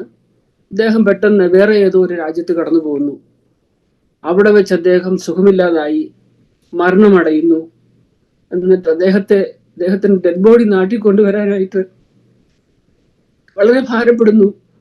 ഒരു കെമിക്കൽ ലായനിയിൽ ഇട്ട കാരണത്താൽ അദ്ദേഹത്തിന്റെ മുഖം പോലും പ്രോപ്പറായിട്ട് തിരിച്ചറിയാൻ പറ്റാത്ത രീതിയിൽ ശരീരമായി കഴിഞ്ഞു. ഞങ്ങളെല്ലാവരും ഇവിടുന്ന് പോകാൻ ഒരുങ്ങുന്നു. ഇങ്ങനെയാണ് ഞാൻ സ്വപ്നം കണ്ടത്. ഞാൻ അതും എഴുതി വെച്ചു. ആക്ച്വലി എനിക്ക് പല വിധത്തിലുള്ള എൻ്റെ അസ്വസ്ഥതകളും എന്നോട് അറിയിച്ച്, ഞങ്ങളുടെ ഫാദർ മരിച്ചു, മദർ മരിച്ചു, അച്ഛൻ്റെ അമ്മച്ചി മരിച്ചു, അച്ഛൻ്റെ സഹോദരൻ മരിച്ചു, ഇങ്ങനെയൊക്കെയുള്ള വിഷയം വന്നപ്പോൾ ഇതങ്ങ് വിട്ടുപോയി, ഓർമ്മയിൽ നിന്ന് വിട്ടുപോയി. ഇത് വെച്ച് പ്രാർത്ഥിക്കാനും പറ്റിയില്ല, ആരോടും അങ്ങനെ ഷെയർ ചെയ്തുമില്ല. എന്നാൽ അതിന് ശേഷം സഹോദരൻ 2024 ഇവിടെ UK കടന്നുപോയി. ഇവിടെ ഞങ്ങളുടെ പിതാവിൻ്റെ വേർപാടിനോട് സംബന്ധിച്ച് ഇവിടെ വന്നു. ഇവിടുത്തെ അദ്ദേഹത്തിൻ്റെ ശുശ്രൂഷ കഴിഞ്ഞു. അദ്ദേഹം തിരിച്ച് UK ചെന്ന് അവിടെ വെച്ചാണ് വീണ്ടും അസ്വസ്ഥനായി ആശുപത്രിയിൽ അഡ്മിറ്റായി. ഏകദേശം 1 മാസക്കാലം അങ്ങനെ കിടന്നതിന് ശേഷം കർത്താവിൻ്റെ സന്നിധിയിൽ ചേർക്കപ്പെട്ടത്. ഞാൻ കണ്ടതുപോലൊക്കെ തന്നെ ഞങ്ങളെല്ലാവരും പിന്നെ ഇവിടുന്ന് യാത്ര തിരിച്ചു, നാട്ടിൽ ചെന്നു. അദ്ദേഹത്തിന്റെ ബോഡി നാട്ടിൽ കൊണ്ടുവരുവാൻ വളരെ ഭാരപ്പെട്ടു. അതിനായി അദ്ദേഹത്തിന് അവിടെ അപ്പനോ അമ്മയോ സഹോദരങ്ങളോ കുടുംബമോ ആരുമില്ലാതിരുന്ന സ്ഥാനത്ത് അദ്ദേഹത്തിന്റെ അഡ്മിറ്റായ സമയം തൊട്ട് അദ്ദേഹത്തിന്റെ ഡെഡ് ബോഡി നാട്ടിൽ കൊണ്ടുവന്ന് ലാസ്റ്റ് ശുശ്രൂഷ ചെയ്യുന്ന സമയം വരെ അദ്ദേഹത്തിന് കൂട്ടായി നിന്ന 2 വ്യക്തികൾ, അവരുടെ കുടുംബങ്ങൾ, സഭകൾ UK കർത്താവിന്റെ ദാസൻ പാസ്റ്റർ ജെഫ് ജോർജും കുടുംബവും സഭയും, പാസ്റ്റർ സാജൻ ചാക്കോയും കുടുംബവും സഭയും സ്വന്തം പ്രിയപ്പെട്ടവർ ചെയ്യുന്നതിനേക്കാൾ ഉപരിയായി എല്ലാ കാര്യങ്ങളും അദ്ദേഹത്തിന് വേണ്ടി ചെയ്ത് ഞങ്ങൾ കണ്ടതുപോലെ തന്നെ ഞങ്ങളെല്ലാവരും, എന്നെ കാണിച്ചതുപോലെ ഞാൻ എല്ലാവരും നാട്ടിൽ ചെന്നു. ഈ ഡെഡ് ബോഡി കണ്ടപ്പോൾ മുഖമെല്ലാം കറുത്ത് നമുക്ക് മനസ്സിലാകാൻ പറ്റാത്ത രീതിയിൽ, ആളിനെ അറിയാം എങ്കിലും ഒത്തിരി വ്യത്യസ്ത രീതിയിലാണ് കണ്ടത് എന്നെ കാണിച്ചതുപോലെ. ഞാൻ വീണ്ടും പറയുന്നു, ദൈവത്തിന്റെ ആത്മാവ് നമ്മളെ കാണിക്കുന്നത്, നമ്മൾ ഉദാസീനത കാണിച്ചിട്ടുണ്ടെങ്കിൽ അതിന്റെ പരിണിത ഫലം നമ്മൾ അനുഭവിക്കും. ഞാനത് ഓർത്ത് പറഞ്ഞിരുന്നെങ്കിൽ ഒരു പക്ഷേ ഇത്ര പെട്ടെന്ന് ലോകത്തിൽ നിന്ന് മാറ്റപ്പെടുകയില്ലായിരുന്നിരിക്കും. എങ്കിലും ജീവൻ ക്രിസ്തുവിൽ മറഞ്ഞിരിക്കുന്നല്ലോ. കർത്താവ് പേര് വിളിക്കുന്ന സമയത്ത് നമുക്ക് പോകണം. അദ്ദേഹം അവസാനമായി ഇവിടെ വന്ന് പിതാവിന്റെ ശുശ്രൂഷ ചെയ്തിട്ട് നാട്ടിൽ കടന്നു പോകുന്നത് അദ്ദേഹത്തിന്റെ ഉത്തരവാദിത്തം. മൂത്ത പെങ്ങളുടെ അന്ത്യ ശുശ്രൂഷ നടത്താൻ അദ്ദേഹം ഉണ്ടായിരുന്നു. മാതാവിൻ്റെയും കടന്നു വന്നു, പിതാവിൻ്റെയും കടന്നു പോയിട്ട് എന്നിട്ട് നാട്ടിലേക്ക് കടന്നു പോയത്, UK അദ്ദേഹം കടന്നുപോയി. ഇവിടെ ശുശ്രൂഷിച്ച അവസാന സമയത്ത് ഞങ്ങളെല്ലാവരും, ഞങ്ങളുടെ സഹോദരങ്ങൾ, ഞങ്ങളെല്ലാവരും കൂടിയിരിക്കുന്ന സമയത്ത് ഒരു അവസാനത്തെ ഒരു വാണിംഗ് എന്ന പോലെ ഞങ്ങൾക്ക് തന്നിട്ട് പോയത് ഇങ്ങനെയാണ്: ദൈവമക്കൾ അറിഞ്ഞിരിക്കണം, ഒരു ഭക്തന്റെ ജീവിതം കഷ്ടം നിറഞ്ഞതാണ്, ഒരു ഭക്തന്റെ ജീവിതം വേദനയാണ്, ഒറ്റപ്പെടൽ ഉണ്ടാകും, എന്നാലും പിടിച്ചു നിൽക്കണം, പിടിച്ചു നിന്ന് പാടി അക്കരെ കടക്കണം, മണ്ണെ പ്രതി മാണിക്യം വിടുകയില്ല എന്നുള്ളത് പറയണം എന്നെല്ലാം പറഞ്ഞൊരു ഞങ്ങളോടെല്ലാം ഉള്ള ഒരു ദൂതായിട്ട് അദ്ദേഹം പറഞ്ഞിട്ട് ഇവിടുന്ന് പോയി. അതെന്നേക്കുമായി പോയി. ദൈവത്തിന്റെ ആത്മാവ് കാണിക്കുന്ന സകല വിഷയത്തിനും അതിന്റെ പുറകിലൊരു ഒരു ഒരു ഉദ്ദേശമുണ്ട് എന്നുള്ളത് ദൈവം തന്നെ സ്നേഹിക്കുന്നവർക്ക്, നിർണയപ്രകാരം വിളിക്കപ്പെട്ടവർക്ക് സകലവും നന്മയ്ക്കായി ചെയ്യുന്ന ഒരു കർത്താവാണ് നമ്മുടെ കർത്താവ് എന്നുള്ളത് ജീവിതത്തിൽ അനുഭവിച്ചറിഞ്ഞു, രുചിച്ചറിഞ്ഞു. വീണ്ടും മുന്നോട്ട് പോകുന്നു. ദൈവം ആക്കി വെച്ചിരിക്കുന്നിടത്തും ആക്കി വെക്കാൻ ഉദ്ദേശിക്കുന്ന സമയം വരെ കണ്ണുനീരോട് വിതയ്ക്കുവാൻ, ഇടിമിൽ നിൽക്കുവാൻ, പ്രാർത്ഥിക്കുവാൻ ദൈവദാസന്മാർക്ക് വേണ്ടി വിശേഷാൽ എൻ്റെ ജീവിതത്തിൽ എടുത്തിരിക്കുന്ന തീരുമാനമാണ് ദൈവവേലയിലായിരിക്കുന്ന ദൈവദാസന്മാരെ ഓർത്ത് പ്രാർത്ഥിക്കുക. ബുദ്ധിമുട്ടിൽ കഴിയുന്നവർക്ക് ഏതെങ്കിലും രീതിയിലൊരു ആശ്വാസമായിരിക്കാൻ ഇടയാകുന്നെങ്കിൽ അങ്ങനെയുള്ള ദൈവഭക്തന്മാരെ ഓർത്ത്, വളരെ പോർക്കളത്തിലാണ് അവരായിരിക്കുന്നതെന്ന് ഞങ്ങൾക്ക് മനസ്സിലാക്കാം.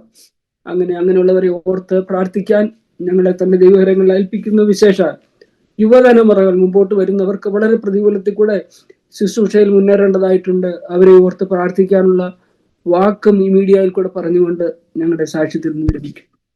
Thank you aunty, thank you. ഒത്തിരി സന്തോഷമുണ്ട്. ആദ്യകാല അനുഭവങ്ങളെക്കുറിച്ച് പറഞ്ഞു, പെന്തക്കോസ്തിൻ്റെ ആദ്യകാല അനുഭവങ്ങൾ. ബെഞ്ചമിൻ വർഗീസ് പാസ്റ്ററെ കുറിച്ചൊക്കെ പറഞ്ഞു. ഞാൻ ഇപ്രാവശ്യം നാട്ടിലെ കലേപുരം കൺവെൻഷന് 2 ദിവസം ശുശ്രൂഷിച്ചിരുന്നു. ബെഞ്ചമിൻ വർഗീസ് പാസ്റ്ററെ അവിടെ വെച്ച് കാണുവാനും സംസാരിക്കുവാനും ആ പാസ്റ്ററുകളെ കുറിച്ച് വ്യക്തിപരമായിട്ട് ഞാൻ പ്രാർത്ഥന സ്വീകരിക്കുവാനും ഒക്കെ ഇടയായി തീർന്നു. ദൈവത്തിന് സ്തോത്രം.